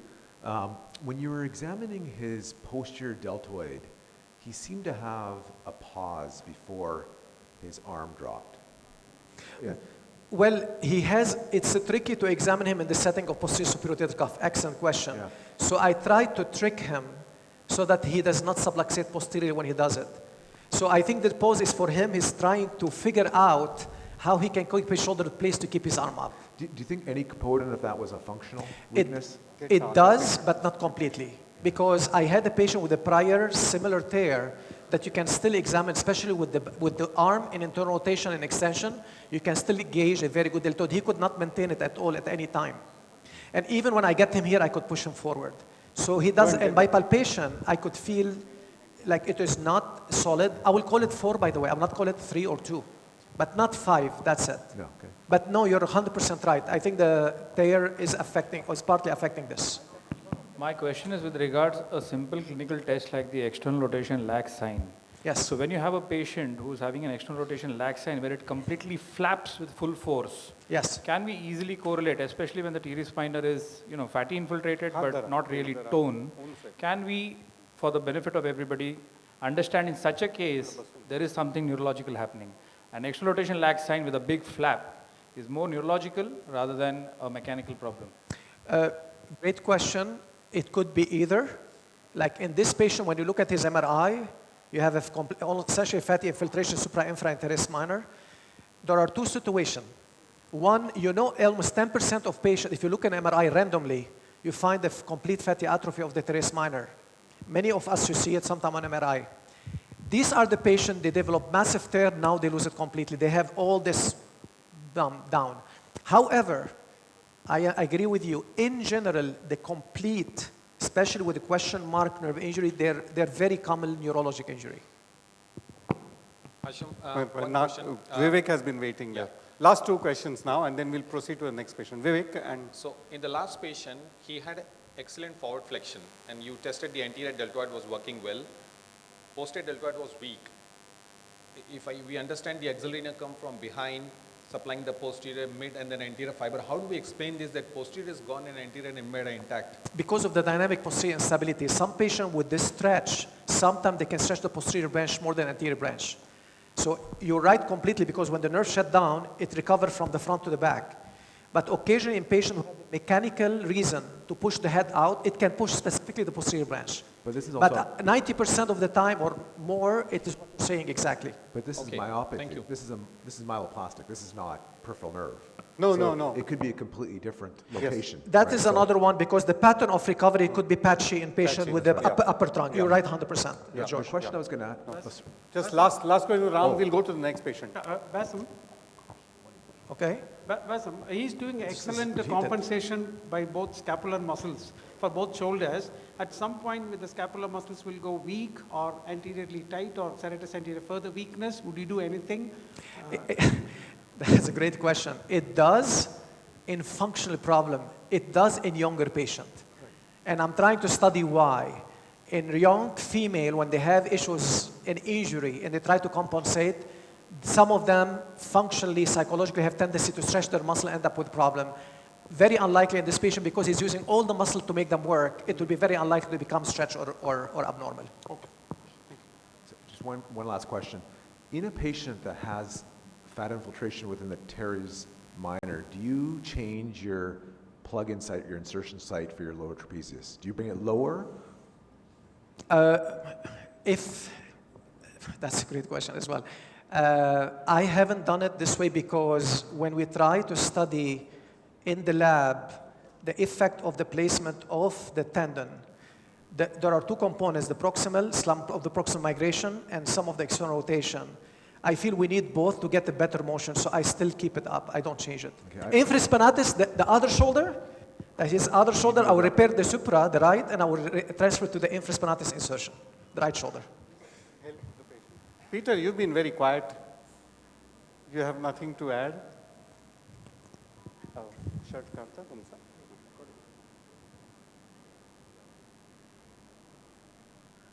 Yeah, I mean, I think it's a phenomenal patient to discuss. I love the overlap here between the cervical spine. I completely agree with waiting to see the full recovery before you decide what to do, and potentially then doing a lower trap if he's not compensated. But I'm willing to bet that he's going to compensate me just fine. Yeah. Yep, I agree. Yeah. 100%. Thank you. Yeah, meet your. So this one we start afresh. So Basam doesn't know anything. We're not going to share anything apart from the history. I'll just share the history with you. Right shoulder pain. So 73-year-old gentleman, and he has had right shoulder pain since 1 year, and he had a fall a year back, and that was the inciting factor, and since then he's decompensated. And just that, a lot of night pain, a lot of dysfunction. Let me know if you want to ask anything. I'll translate that for you. Okay. I'm not going to ask any further question for now for the sake of time. And some of the basic testing, we're going to repeat them quickly and we'll go from there. I have no idea what's going on. So his problem is pain and weakness? Pain, weakness, night pain. Right-handed dominant? Right-hand dominant. No issues before 1 year? No. Okay. Now, can you turn, can you translate for him? Yeah, turn more. Okay, here. Try to raise your arm in front of you. Yep, in front of you. And down. Full motion. Okay, down now. It's not too bad. What about here? No. Both the left arm? Okay. Okay. Yeah, go ahead. Both arms all the way up. And down. Okay, now forward. This way, all the way. Up, and down. So they're relatively symmetrical. The trap almost the same. Positionally, almost the same. He has slight kyphus, not more. Okay, can you face me please now? Always inspect, make sure everything is okay. I do not see any gross big atrophy, but you know, he's a smaller size man, so we'll see. Okay, let me put your arm here this way. I can see definitely the deltoid border, at least the anterior deltoid. This is a pec. This is something important to check. And put your hand this way, push hard up. Utsala, zor lava, varti zor lava.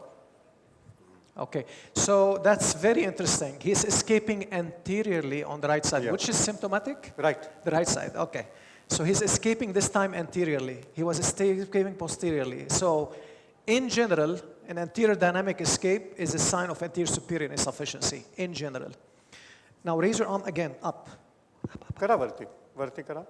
He's compensated, down, to the side, up, and down. Very good. Okay. Now, two things we're going to do. We're going to examine the external rotation strengths and the passive external rotation at the same time. Relax your arm. So, as expected, he has a dynamic anterior superior escape. If I look on top, the passive motion on the right side is almost 100 or 90. On the left side is 50. That's a sign of subscap insufficiency. In general, inpatient in this age with no trauma, most of the time it's irreparable subscap with some fatty infiltration. If it's traumatic, it may be okay. Usually the lower subscap, sometimes they have something because he has flexion. If he's escaping dynamically and he has a drop of flexion, it means the whole subscap is gone. If he's escaping dynamically, but he's still able to flex in general, the lower subscap, the muscular portion is still there, in general. That eccentric control is coming from that lower subscap. That's right. Now, most likely, because he's dynamically escaping, the supra also is abnormal. I'm not showing fully thickness there, but it's most likely abnormal. Keep it here. Push against my hand up. Utsala. Yep, he's escaping. So supraspinatus is torn. At least the anterior fiber of the supraspinatus is fully torn. I'm not sure about the posterior. The supra, I'm not very sure about the fatty atrophy, but the subscap, most of the time, 1 year, this age, usually they have fatty atrophy. Now, something very interesting. You expect going to have positive belly press step, positive lift off step. I'm going to just do the belly press test. All of you know how to do it. Put your hand here. It's very positive. Now, extremely important is this. This is what I notice. Internal rotation usually limited in this case, in general. Let's take a look. I'm going to stabilize the scapula. Relax. No. Relax. I'm holding the scapula. He has around 10, 20 degrees. I'm holding the scapula. He has 90 degrees. Why? Because when they have the subscap, especially with dynamic escape, they always try to move. When they move, the deltoid, infra, they push the shoulder anterior, they develop posterior capsular contracture, almost always. This is very important to identify early on during the situation. Anyway, so for me, this is an anterior superior, massive, most likely a rubber rotator cuff tear, dynamic anterior escape with the posterior inferior capsular contracture. Do we need a radiologist here? What's the So I'll share the images. Can I have my laptop on the screen? On a screen. So I'll share the images with you. So you want to take them through? Yes. So X-ray, like sometime, again, his dynamic instability. In dynamic instability anterior superior, you can see there's some loss of the Shenton line, little bit of proximal migration, very little, but usually in the standing position, if they are relaxed, and I think this is George Afwal talked about it more, if they are relaxed and there is no true contracture, they can almost normalize the concentricity of the shoulder. I cannot see the axillary very well, but I cannot see true incongruity except for some breakage of the Shenton's line.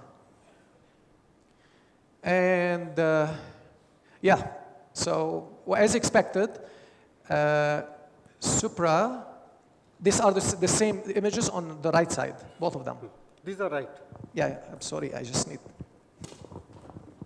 So, yeah, he has a supraspinatus. It's very interesting what we spoke about because if you look at the supra, there's no fatty atrophy. That's what we spoke about. But if you look at the subscap, essentially, It looks completely gone.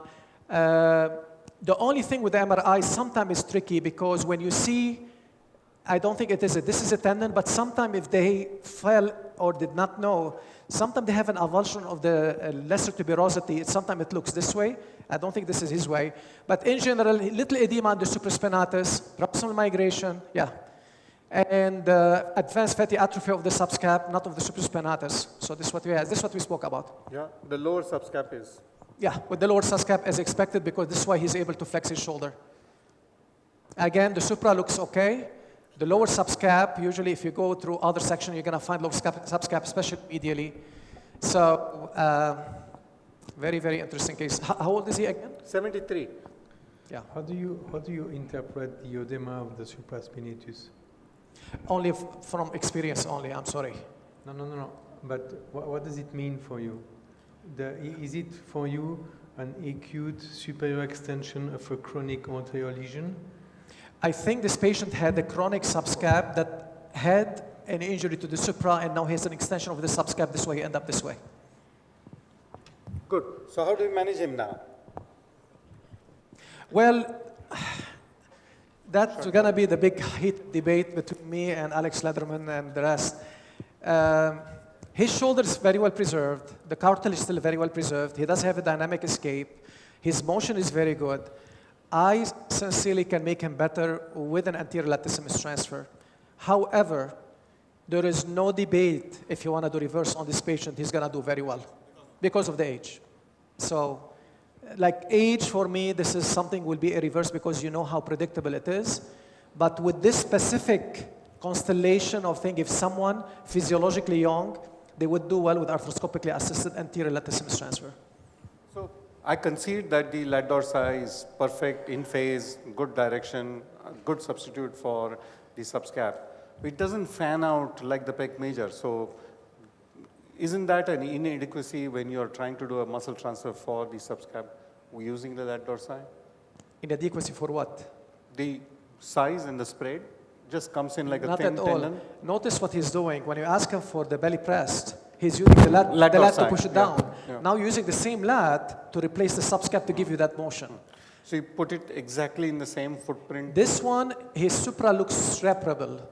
So if the supra is reparable or repair the supra and I place the lat on the lateral proximal aspect of the lesser tuberosity. If, however, the supra is irreparable, I'll go all the way to the anterior footprint of the supraspinatus. Don't tell me you do this arthroscopic. Arthroscopic. Man, crazy. So, Peter, well, crazy is like arthroscopic literature that you did. That's okay. Right? Alex, you can't let him get away with this. So You Alex, have to contest Alex, his question opinion. for me. This one, if he has no biceps, will you do anything other than reverse shoulder arthroplasty for him? He has pain, he failed conservative treatment, physical therapy. PPT. What would you do? He's 73? 73. 73 years old. No comorbidity. But he's pain, he wants something to be He done. has pain. Yes. I would clearly go for a reverse with such a patient because I don't have good solution for the subscapularis, and so it makes sense for me. He had the perfect age. If the biceps is there, would you consider rotator like supra repair with biceps tenotomy for him? Because this is based on your lecture. I just want to see it as an extension of your lecture. So I am biased because I have a prospective study comparing after the age of 60 for massive rotator cuff repair versus reverse. So Versus what? Reverse. So Okay, and? probably that this patient will be. I'm not sure that I could include him because the subscap is obviously non-repairable. But yeah. Okay. Let me put you on the spot, Alex. This patient is 50 years old. Same findings, everything. I will fight. I will do a superior capsular reconstruction with the biceps, repair the superior cuff, because for me it's an acute extension. It's a posterior acute extension. So I will repair posteriorly. You still have an inferior subscap, so it's fine for me. Would you do anything for do you try to do anything for the subscap even though it's retracted and fatty atrophy? I will repair everything I can, but I think that even if the muscle is not functional, a repair could avoid an anterior extension, a secondary anterior extension. So yes, I will try. And if you bring the subscap back, even if it doesn't help at the end, it will help you to reduce the superior cuff as well. Passive restraint. That's very important. And he has a point there because there are so many other muscles compensating the internal rotator as opposed to the exact diametric opposite deformity.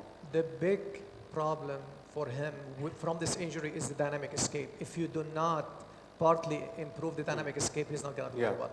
Because this is what's most likely causing him the pain, not the tear itself. Vivek? Basan, you in the last case and as well in this case, you have been using this term posterior superior escape, anterosuperior escape. One is, how do you clinically assess? Because most of the time, when we clinically examine, we just try to see which tendon is torn. You know, subscap, supra, infra, partial, complete, and then, you know, depending upon the rest of factor, you make a decision. How are you using this term, and how do you make this decision that there is an escape? The term escape is based on clinical examination. Like usually when you start to move the patient, many times, if you don't... And what's the relevance? Why should I know this? Okay, great. If it's patient, first of all, there are a number of them. There's, dynamic escape and there's a static escape. Static escape, there's no discussion. All of us will see the patient, they're stuck here, they cannot move. Yes. Dynamic escape, most of the time when the patient actively move and they're not undressed, you cannot see it. So sometimes you notice on the exam, I noticed a little bit on the exam, he did something and he clicked his shoulder up. It made me wonder. Next, it will be, thank you very much, shukriya. Thank you. Usually this, in general, when you do the job test and the patient has anterior superior rotator cuff and you push on them, they subluxate or they escape anteriorly. And if they have a massive full posterior superior rotator cuff tear, they subluxate posteriorly. This is how I rely on it most of the time. And then when I see it, that's it. I will beat on it. I want to see it more and more to see it. And you can see it over and over. Every time they try to stress you, they go up. Because why? In their brain does not know that it's rotator cuff. Our brain thinks, okay, this is a sequence, upper trap, serratus, supra, infra, whatever. The brain does not know that you have a tear. So it's trying to push harder to move the shoulder, but what he's doing, using deltoid, latissimus, posterior, and they're pushing the shoulder. So this is how I get it. And then the only difference is some patients, they have extension of that, as Alex talked about, go all the way. This one, even without a lag, they will have external rotation weakness on the side. And usually not this, it means the wrist minor is still there, but they have extension of F spinatus. But when this one is this way, they're able to flex with the dynamic escape, with that able to flex fully. Based on my experience with this patient, almost always exactly that picture. Inferior subscap, muscular portion still there. Infraspinatus, this is by itself force couple. And the supraspinatus is usually torn either with or without fatty atrophy, most of the time without fatty atrophy. Did I answer your question? The last part, I mean, the second part, I mean, how does it help me in making decision if there's an escape? I mean, I know it's torn. No, so the escape is extremely important for the decision making. Okay. If it's a fixed escape, there is no discussion. Fixed escape is different. I'm talking about the dynamic escape. With the dynamic escape, with the patient that have a good motion, and especially on the MRI, especially if you have a reparable supra, this is for me a tendon transfer for sure because they will do very, very well. Okay. If the supra is irreparable but still able to flex and only dynamically, look at the X-ray, his X-ray look pristine almost. Yeah. These are the patients, if you give them a nudge just to improve the dynamic, I feel you can reverse them if they are young and healthy. Okay, thank you. So Peter, then Ashish, and then number 4. I have just a quick question for you, Bassam. I mean, you use the term escape a little bit differently than I've used it traditionally. I always think of escape as you've lost the coracoacromial arch. Anterior escape means the humeral head comes through the coracoacromial arch, and you see the humeral head beneath the skin. It sounds like you're using it the way that say that there is some dynamic subluxation, there's some migration of the humerus. Am I? Yeah, so exactly, that's right. I'm trying to use what I see in front of me. And when I feel the head is skipping and I can see it in front of me, I call it dynamic escape because of the rotator cuff. Here's my question for you. Has it been your experience that with a tendon transfer you fix the escape? Dynamic, yes. Dynamic with patient pre-op able to flex, yes, I can. Because I certainly think in the literature there's clear, there is evidence, I think, that with lateral radius transfer, you do see some change in proximal migration. Has it been your experience the same is true for the lat? So in the front, you do a lat transfer, do you see a change? Like for that patient, we saw in his x-ray he's got a little bit of proximal migration. When you do a lat transfer, does that reverse or is it not reversed? Again, thank you. There are so many variables we're trying to checkpoint on here. Right. You have to understand, let's try to say what Ashish said. Let's say this patient is 50 years old. Let's do it this way because his age is slightly pushing us to one corner. Let's say he's 50 years old, 49 years old, coming exactly with the same picture. He has full flexion.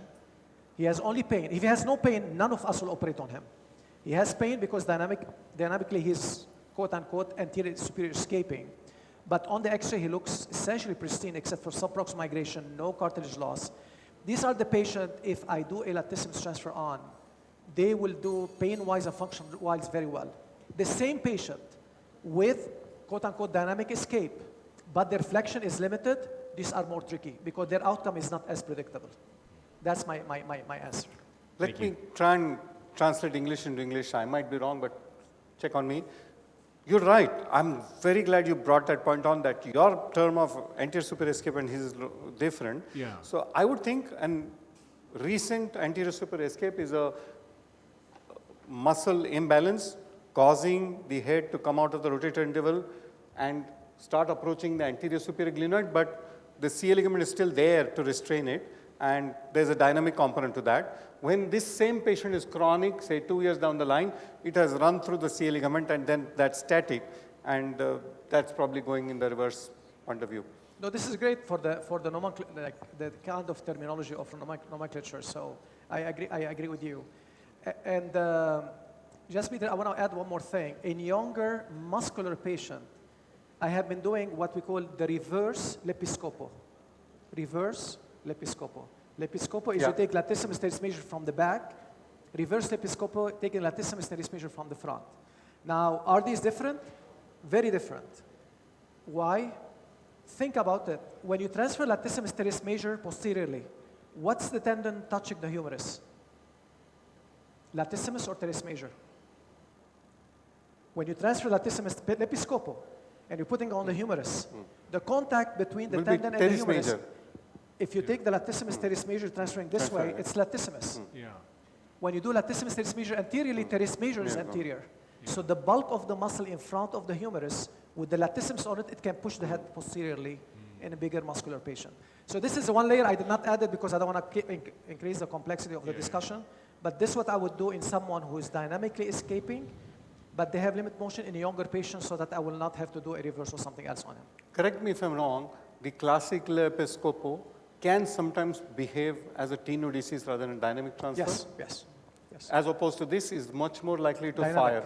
Yeah, because of the internal rotation, yes. We'll get Ashish, he's getting tired standing there. And no, you stand there, don't go away. You lights on the spot. Ashish. So I'm just going to add to the mix. I think, Vivek, it's very important to check if there's dynamic migration versus static migration, especially in someone who's 40 or 50, because he's got a posterior capsular contracture, which is very common. He doesn't have an anterior inferior capsular contracture because he's got active elevation, okay? So if this patient was 45, they generally don't have pain, as Bassam has said, they have weakness. And in my experience, I've had firemen and working people who need strength. And because they don't have strength, they need something done for strength. So in number one, we always try and repair the cuff and see if it's reparable, right? You do everything you can to try and see if it's reparable. And if you've got a dynamic instability, usually that cuff, in my experience, is reparable. If it's a static instability, you can't, the head moves forward, you can't get it back. I've done 6 muscle advancements, there's only 6 for subscap muscle advancements. For a patient like this, they're all in their 30s and 40s. 3 of them were after a failed lat J, where the upper subscap was taken off to do an open lat J, and then that repair didn't work, so the upper went off and the bottom partly was intact or not. And in all of these 6 patients, 5 recovered completely, and 1 had a tenodesis effect. So they didn't have an active subscap contraction, but the head wasn't migrating. So that is not an operation, and it's a hard operation because you got to arthroscopically go medial to the plexus and release the muscle all the way to the subscap fossa. but it does return the subscap back. Sweet. So, and in a 40-year-old or a 50-year-old, you want strength back. Now, I don't know what Bassam's experience with regaining complete strength is with a lat dorsi transfer, because I did that once when I came back from Bassam's course, and I had a roofer, and he used to climb the roof, and they have to use a mallet, which is constant internal rotation, and climb a ladder. His escape improved, but he said he had no strength, so he had to change his job. But I don't have as much experience as Bassam. So, but when I did this muscle advancement for these very weird cases, the strength did come back in a select few. So you have to scan all the way till the medial aspect of the scapula to make sure that the muscle is still innervated, and generally it is. If it's fat, of course, you can't do anything. You have to do a tendon transfer. The reliability of the tendon transfer is much better for external rotation than internal rotation. And the patient, believe it or not, I have a number of patients who are musicians, and they cannot get this motion to play the guitar. Yeah. George, you play guitar, right? So the guitar, and I play lute. Lute is like pregnant guitar, but like your arm is on it, and you can put it this way. The guitar, most of the time, especially if you want to play it this way, your shoulder, this is the real subscap function, especially for right hand dominant, you know? So they cannot do this motion. They were able to get this motion back. But in terms of strength or reversal of the belly press and lift-off test is not predictable, no. So we've done the case series, and the belly press, actually I've got a thing that he had no lift-off, and the subscap muscle advancement, I was able to get lift-off back. The patient who failed, I waited for 18 months to see how he goes, and then I had to do a reverse on him. And that fixed it immediately, and he was happy. He's only 42, and he had a reverse after a failed subscap repair. So these are difficult situations. It's not something which anyone has an answer to. I think it's best. Many a times with these, a few of them I've called Bassam, and we've discussed the case to see what's the best option for this patient. So I think it's really important to take home messages that there's a lot which can be done for these patients. Phone a friend. And for this older ones, reverse is a better option. And for younger ones, there are other options available. Sure. Right. Right. Thank you. That's fantastic value for money. Do you need this? You need this? Amazing cerebral cross-exchange. That's why I let it go. Normally, I'm very curt with time, but this was very important to happen. What we'll do now is get Bassam's lecture on the deltoid palsy and reverse, followed by which we'll get all the 4 surgeons here, and then you can shoot across on their surgical patients. I have questions for Peter and George as well. I just come back from a fantastic course at the ASAP meeting. Oh, sorry. Go ahead. Shoot me. Go. Play. So with the ASAP meeting was fantastic. George, congratulations again. Honestly, fantastic course. So I gave a talk very, very similar. These are the presentation of patients with deltoid deficiency. There are so many different scenarios. They can come after fracture fixation. They can come after a prior attempt at resection of tumor or something, and then the deltoid is not working. Or sometime they have an injury or cervical spine injury, and they end up with the deltoid paralysis. And some of these patients have infection. You try to debride them, you end up with this with no deltoid, shotgun without deltoid, reverse hemi without deltoid. So these are very challenging patients. I want to make sure, and thank you, George and Ashish, for letting me know to point this, because even in the United States right now, the lower trap becoming popular, people are doing it. This is what I'm going to show you is not popular because surgeons are not comfortable with it. So please take this into consideration. What are these options for deltoid paralysis? One is the pedicle pact. That is our working horse. And 2 is the pedicle lat, which is, I used to do a lot of them. Now I do more pedicle pact, but I go back and forth because of the strengths. I'm going to start this time with the pedicle lat, just to show you like the intensity of the surgery. This is done in the lateral approach, and it's a big, extensive surgery. I recommend for you, whoever decide to do this, make sure your plastic colleague or hand surgeon colleague to do the surgery with you. Otherwise, you end up in trouble. So you find the interval between the latissimus and teres major through the lateral approach. You release the tendon. You suture it. You detach the muscle fully. You keep it on its pedicle. You have your anterior exposure. And you can see here, this is a pedicle of the lat here. And then you take it deep to the pectoralis from the lateral to the anterior. And then you flip it on its pedicle without twisting the pedicle. and then you attach it on the clavicle and the acromion and distally on the humerus. And you can see here the pedicle is preserved. They have to make sure it's preserved. And this is how it looks like. It looks like a big, long, beautiful deltoid. This is how it looks like. So, a quick example, 65, massive tear, no deltoid. These surgery, we do them in the lateral position. Remember, we're doing reverse. So this is a reverse in the lateral position. Could be done? Yes, absolutely. The orientation, just make sure to twist your head when you do it because it's weird, but you can do it. This latissimus is the same technique. You can take it from the lateral on its pedicle, and you transfer it to the front part of the shoulder after you do all the steps of the reverse shoulder arthroplasty. And now the reverse is in place. You'll be able, believe it or not, reverse is amazing. As long as you have the soft tissue correct, you'll be able to reduce. It'll be partly stable, but then you rely on the muscle attachment to make it even more stable. This is a pedicle. Again, you can see it, and this is how the muscle attachment look. And usually we have to check point to test it. And usually when you test it and you see some motion in the arm, this is a very good sign. And this is a patient. They get around horizontal with the lat transfer, which is not too bad. Now let's shift gear to the pedicle pact. And Ram, this is your case because this is a case that came to Ram from another surgeon, similar to a case I'm going to show you next. So the main reason I want to show two of these because I really dislike the lateral approach to the fracture of the shoulder. If you are super expert, you know the axillary nerve super well, you're a friend with the nerve and you know how to deal with it, it's okay. Otherwise, you're going to end up with this problem. This patient has complete anterior middle deltoid paralysis, proximal migration, and now you need to reverse what you need to do. This is a patient the same way, lateral approach, they knocked out the deltoid, end up with an infection, end up with a cement spacer the same exact way. He cannot even hold it. It drops. This is another patient, but I just want to show you different scenarios. This is a patient who had a reverse, complete dehiscence of the anterior and lateral deltoid.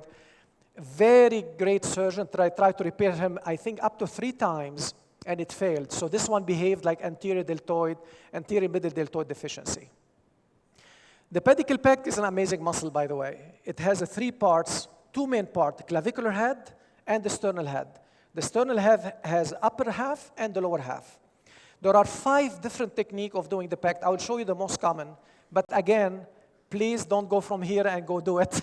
Make sure if you decided in the setting of deltoid, Ram, I see you shaking your head. Yeah, don't, please. Make sure, please, to have someone expert with you to do it with you. So we take the upper 2/3. The pedicle of the pec is short. So if you try to translate it, you will kill the pedicle. So we hinge around the base of the pedicle and we flip it like a page of a book. And this is how we do it after we do the reverse shoulder arthroplasty. So this is live surgery in Annecy, in fact, patient we did. I'm just showing you because the demonstration was very nice and the video was taken well. And this is a big, extensive incision going from the sternal all the way over the deltopectoral. And this is just dissecting the interval between sternal head, clavicular head, and the upper and lower half of the sternal head of the pectoralis major. So these are the 3 parts we're talking about. Clavicular, upper half, lower half. Now, in most of the time, I really try to keep the sternal head, the lower half, because it's important in the adduction action in the reverse shoulder arthroplasty. So now I detach it, I'm going to reattach it back, okay? Because I need to detach the rest of the pec and reattach it back. Now we detach the origin of the clavicular and the sternal head. And here, again, if you have someone with you, this part is always still from the pedicle. I'm not going to say it's easy, but once you do, I've done 200 of these, just to let you know. So when it becomes easy, it will become easier, but not early on. So I prefer always to detach the origin, reflect the muscle, take a look at the pedicle, protect it, and continue the surgery. And this is what I'm doing right here. And you can see deep to it, the pectoralis minor is going to be here. And this is here, here I'm showing the pedicle, but I do not dissect the fascia around the pedicle. Why? Because you can have vasospasm. Now I detach the insertion, I put 2 sutures in it. Notice what happened here. When you translate the muscle, the pedicle is short. If you're trying to pull to attach it, you're going to kill the pedicle. Instead, we keep it on the pedicle and we flip it on the pedicle on it. This is what we try to do. Now the pedicle is protected because the pedicle is medial. So this here, anchoring of the muscle here is very, very important. Now we debride the lateral clavicle, we debride the acromion, and now the first anchor is I put where the pedicle is relaxed, This is my first suture. I like to use endobuttons loaded with sutures, usually double sutures with loops. And then I put the suture in the most medial part of the pectoralis. When I tie this one, the pedicle now is protected. If I'm pulling on the muscle, it will not pull on the pedicle. That's very important. The rest of the sutures are done the same exact way, and then we're gonna pass them throughout the pectoralis. See how many, I have 6 or 8 double, either suture tape or orthocord, because this requires a lot of power. Now this is done. You can see mechanical stimulation upon touching the pedicle. And I will try to reattach the tendinous insertion close to the deltoid insertion. I love endobuttons mostly because if you have a stem for the reverse, you can go around the stem to insert it. So this is one of those two sutures. And now I'm gonna reattach also with an endobutton the clavicular head. I wanna make sure it's there. It's very important for the reverse shoulder arthroplasty. And then I will use the other suture that with an endobutton to pull the pedicle pectoralis completely down. And now, that muscle that was in almost horizontal, now it's vertical. So it goes from being an adductor to become a flexor. And you can see the shape of it is completely changed. And we preserve the sternal head of the pectoralis major, and you can see with the contraction, the adduction of the sternal head and the flexion of the remaining of the muscle. Now, this is our patient. Like, I'm not gonna show all the detail, but this is what you expect from flexion. This is a patient, 5 years follow-up. One of my colleagues from Bulgar sent it to me. He get around 120. Why? He did have some of his posterior deltoid. So whenever there is some of the deltoid remaining, these are the motion to expect. Around, horizontal. This is what they get, 80, 90 degrees. This last patient, he always wants to come. He wants to show me that now he can throw a ball because he could not do it before. But when patients, they don't have any deltoid, usually you can get them external rotation with the tendon transfer, but their flexion, it goes around to 60. That's what they get. This is another patient. You can see his flexion, maybe 60, 70. This is what you're gonna get if you have a complete deltoid paralysis. You're not gonna get the horizontal. And we published about this paper before, about this outcome. I'm more than happy to share it with you if any one of you have any question. And myself, Joaquin, and JP Warner would like to invite you for our tendon transfer course in Boston. It's going to be November 14, 16. We're going to be covering tendon transfer and the scapula. Thank you very much.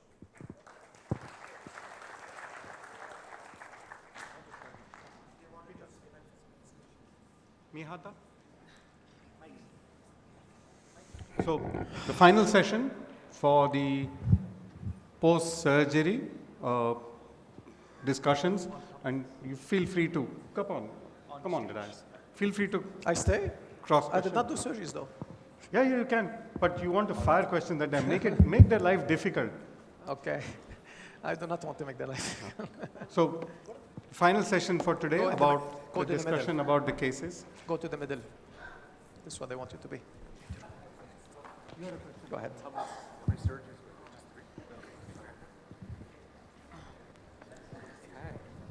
So let's start with George. Out of the box. Now, I was listening to what was being discussed. This is a fantastic job done. He's going to do well. Revision done. Now, let's turn back and look at it from the flip side.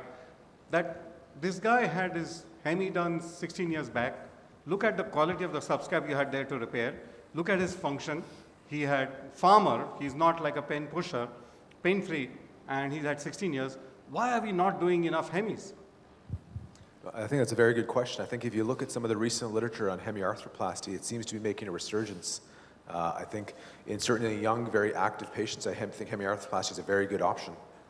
And now with the, I'm not sure if pyrocarbon's available in India right now. No. Yeah, but pyrocarbon's available certainly in the United States, which certainly has unbelievable wear characteristics. And so the short-term data is actually very impressive. They have good intermediate-term data from the Australian Joint Registry on pyrocarbon, but I think we still have to wait for the long-term data. Yeah. So this is not the snooker ball. This is the pyrocarbon head for the hemi. Yes. Yeah. George, question. If the patient did not have a subscap, I noticed how much you were careful about the subscap, the repairing, and you talked about it during your surgery about, like, it's very important to repair the subscap. Let's say the patient has irreparable subscap, fatty, you cannot get it, and you're doing anything you would change about your surgery, what would you do different? So what's also very important if someone does not have a subscap is my preoperative examination. So if they have grade 4 fat infiltration on their subscapularis, and for some reason, you've had patients like this that can get their hand behind their back, I'm very nervous about doing a reverse in those patients because I'm worried that once I detach any of that remaining soft tissue, I'm potentially going to prevent them from getting their hand behind their back.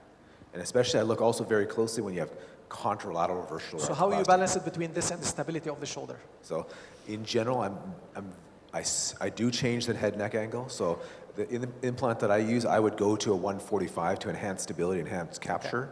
And then if I get an appropriately lateralized glenoid, my indication now to go to a retentive polyethylene is dropped. I think the thing with retentive polyethylene, it's a very subjective term, meaning that what I say is retentive may not be retentive for you. So I think we're going to change the way we describe the degree of capture.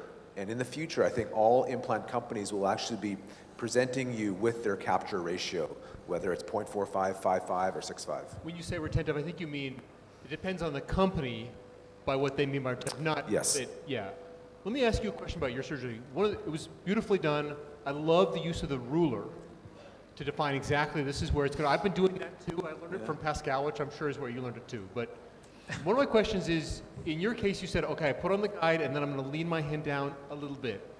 Is there any guide that you can use to define a little bit? Are there any other tips you can give us? Because I think that's a really critical part of the operation. Obviously, your X-rays look perfect. How is it that we get that right? So, are there any other clues you can use intraoperatively? What I didn't show is, on the preoperative plan, to get close to the RSA angle, and we can't really tell on the X-ray because the X-ray is also, this patient's retroverted, is when I tilted it down, I think it was 9 millimeters on the preoperative plan, and so when I tilted it down intraoperatively, I was aiming for a centimeter. So I was actually tilting it so the back side of the guide was a centimeter off the glenoid, and so that would give my inclination angle. So you ever like using the ruler also intraoperatively, looking at the top of the guide and how far you're off? And, yes, I find my personal ability to assess 5 millimeters is good. My personal ability to assess 10 millimeters is good. Once I get to 15, I think I need the ruler. My ability, once it gets longer, for me to estimate centimeters is poor. So I think my ability to assess 1 centimeter is actually fairly good. Yes, there's a question. You have a question? Yeah. But I think in the future, I mean, we're going to have probably optical navigation, which I think as Exactech you're using, I think mixed reality navigation, all these tools that we're going to have are going to make us much more precise and accurate, and we hope that correlates to better outcomes. Yeah, my question for George is, suppose you have to adjust for the soft tissue balancing in a reverse shoulder replacement. So would you adjust on the glenosphere or on the humeral side? And is there any protocol? Like you should adjust on the glenosphere in so and so cases and on the humeral side in those cases. And does it actually make any difference? Yeah.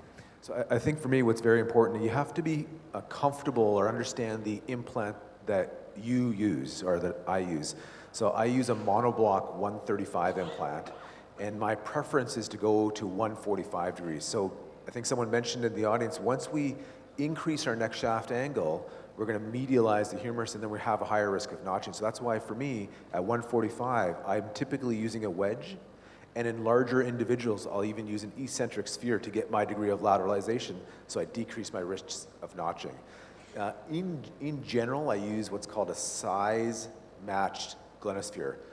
Tall people over 2 meters get a 42 or 42 lateralized. If you're medium height, you get a 39. If you're short, you get a 36. And if you're very small, like a dwarf, you get 33 millimeters. So that's how I assess my glenosphere size. And for my base plate, I base it on recreation of the supraspinous fossa line. I'd like my central screw or my post to be parallel to that. And I hesitate to call it the RSA angle because that's something that's really a 2D measurement, but I really want it to be parallel to the base of the supraspinous fossa line. One question for Teru.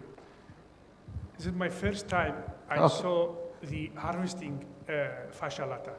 Okay. My surprise is huge because I saw big incision, 15 centimeter also almost, and the deep. So I'm worried about how the patient complained after surgery for months, for 1 year, 2 years, because in your publication, the first publication, you refer, no one complain about pain. I can't understand how this big incision can give pain. Yeah, thank you very much. To be honest, I don't want to discuss about the indication. Yeah. His patient, they don't feel pain in the thigh. Only the north part of the body. The south of the body usually is protected. Of course. Yeah, actually, everyone asked me actually that.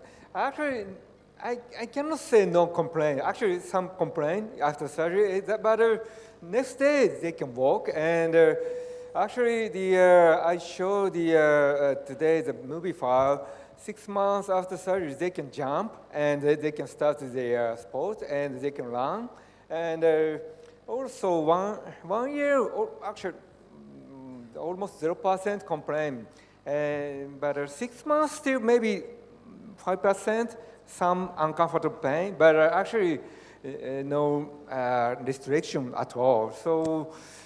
Yeah, everyone thinks it's a very big the graft and some defect and some functional deficit after surgery, but actually no, actually they can spot and everything. I have a question for you, Tara, and this is obviously it was a beautifully done surgery. It looks great. It's had a huge influence on, I think our thinking about the cuff.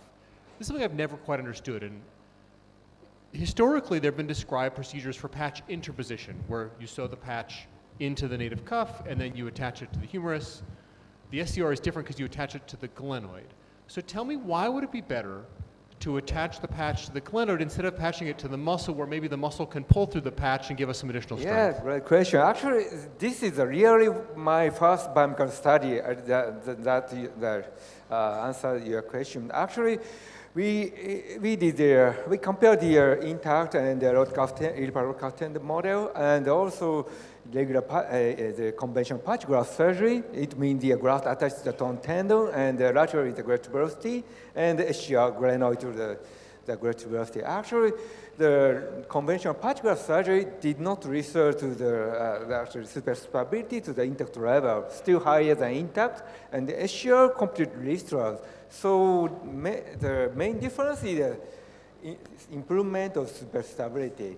So yeah, that's why. So Teru, question: what did you change in your technique since you started? Because all of us modify.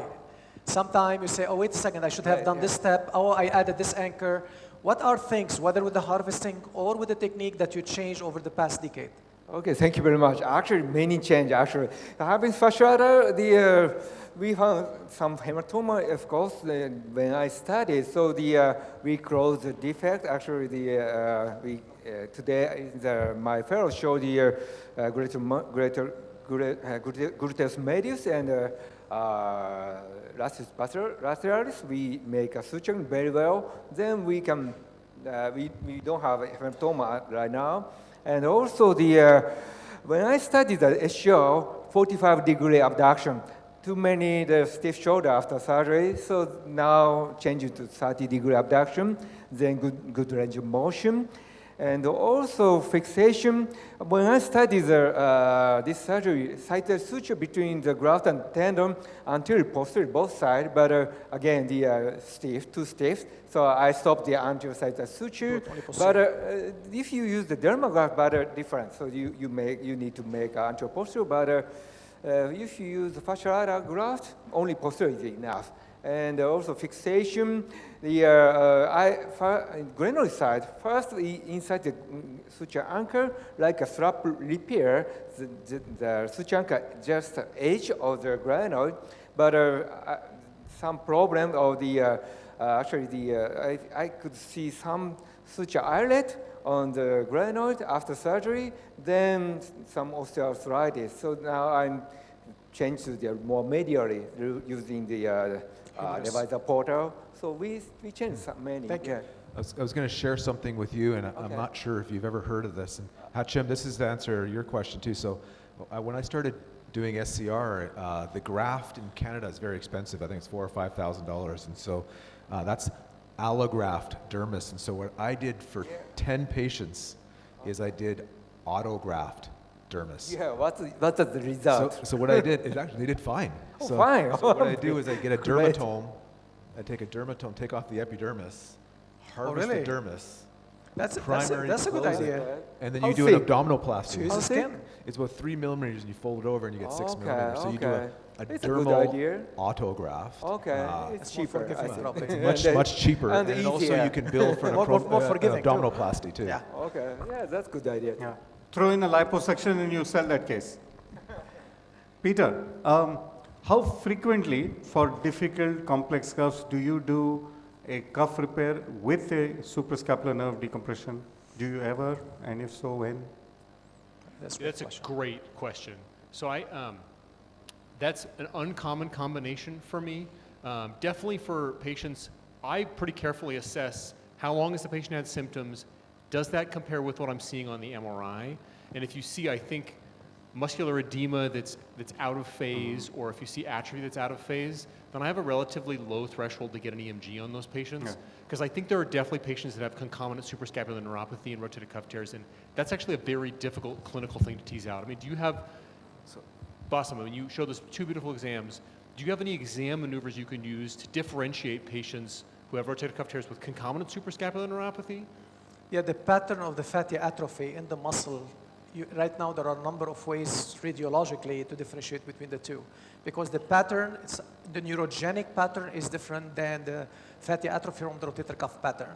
And I just want to comment because the graph that Alex Lederman showed, like his graph about a new technique, develop, get to certain speed.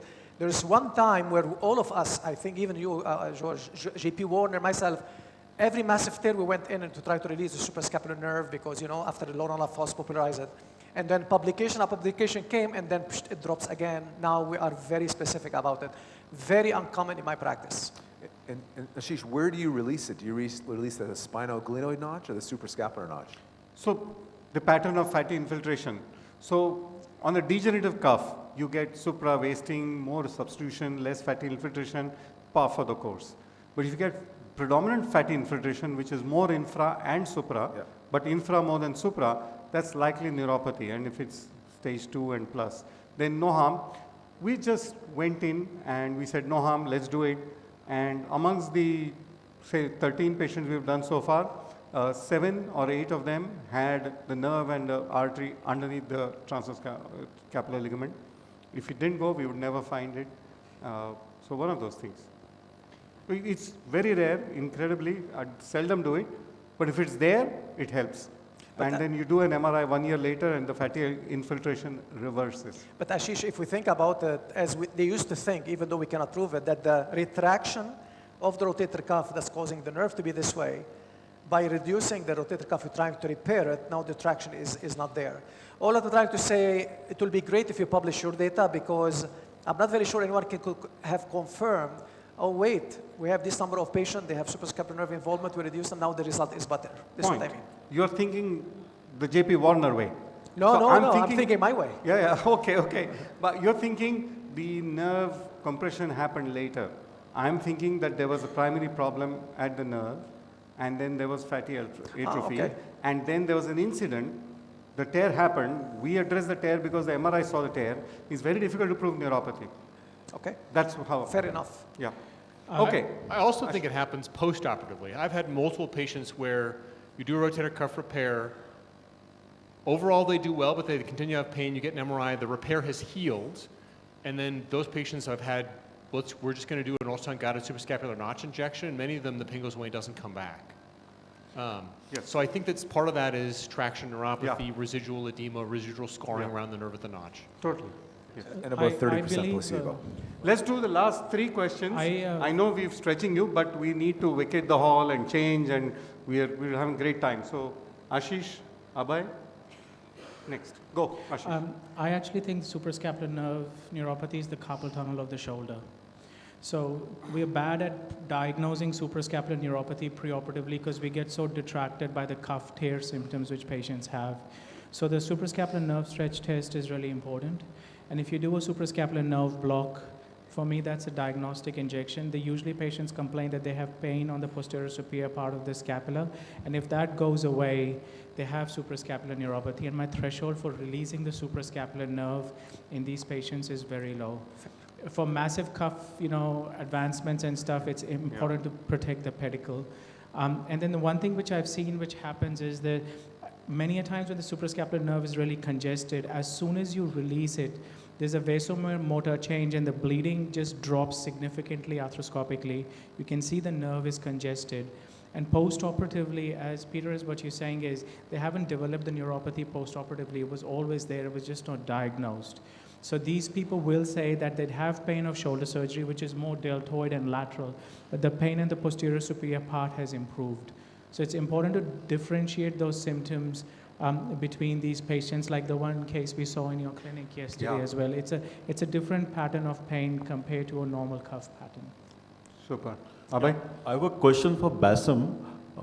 We get these young gymmers with only a teres minor atrophy. And there seems to be no reason why these guys get this, because all their investigations come normal. So I really don't understand why this, what leads to this teres minor atrophy, and they probably respond to a conservative line of treatment. So, George, you want to say something?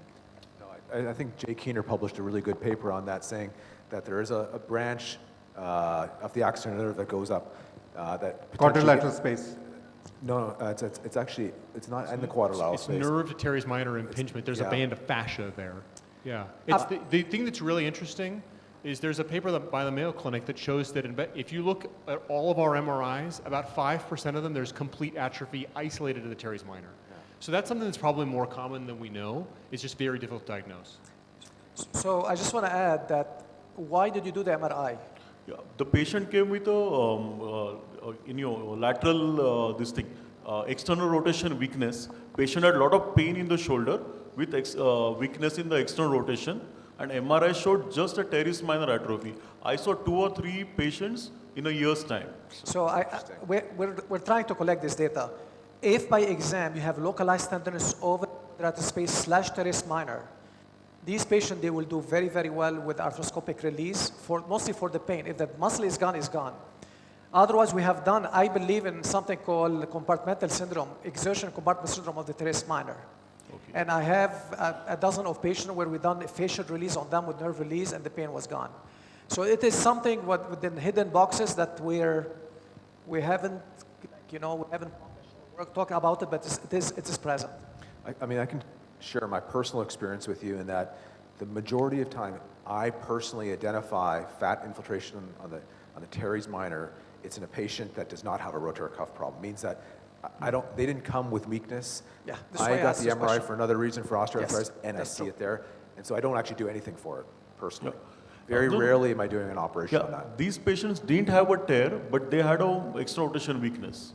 I would say for me, that's the rare patient. Most of these patients that have teres minor are completely asymptomatic with respect to strength. And so what he's trying to say is it could be an incidental finding. We're trying to correlate and blame the teres minor. So exactly what George said, because this is what we see incidentally.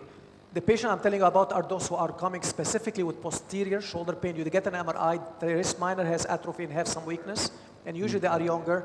This is different category. Yeah. This is why I asked you what the patient's symptom, because the majority of them, they usually have not, we spoke about it earlier, usually they have no symptoms from it. Right, yeah. Okay. Super, thank you. Let's call it a day.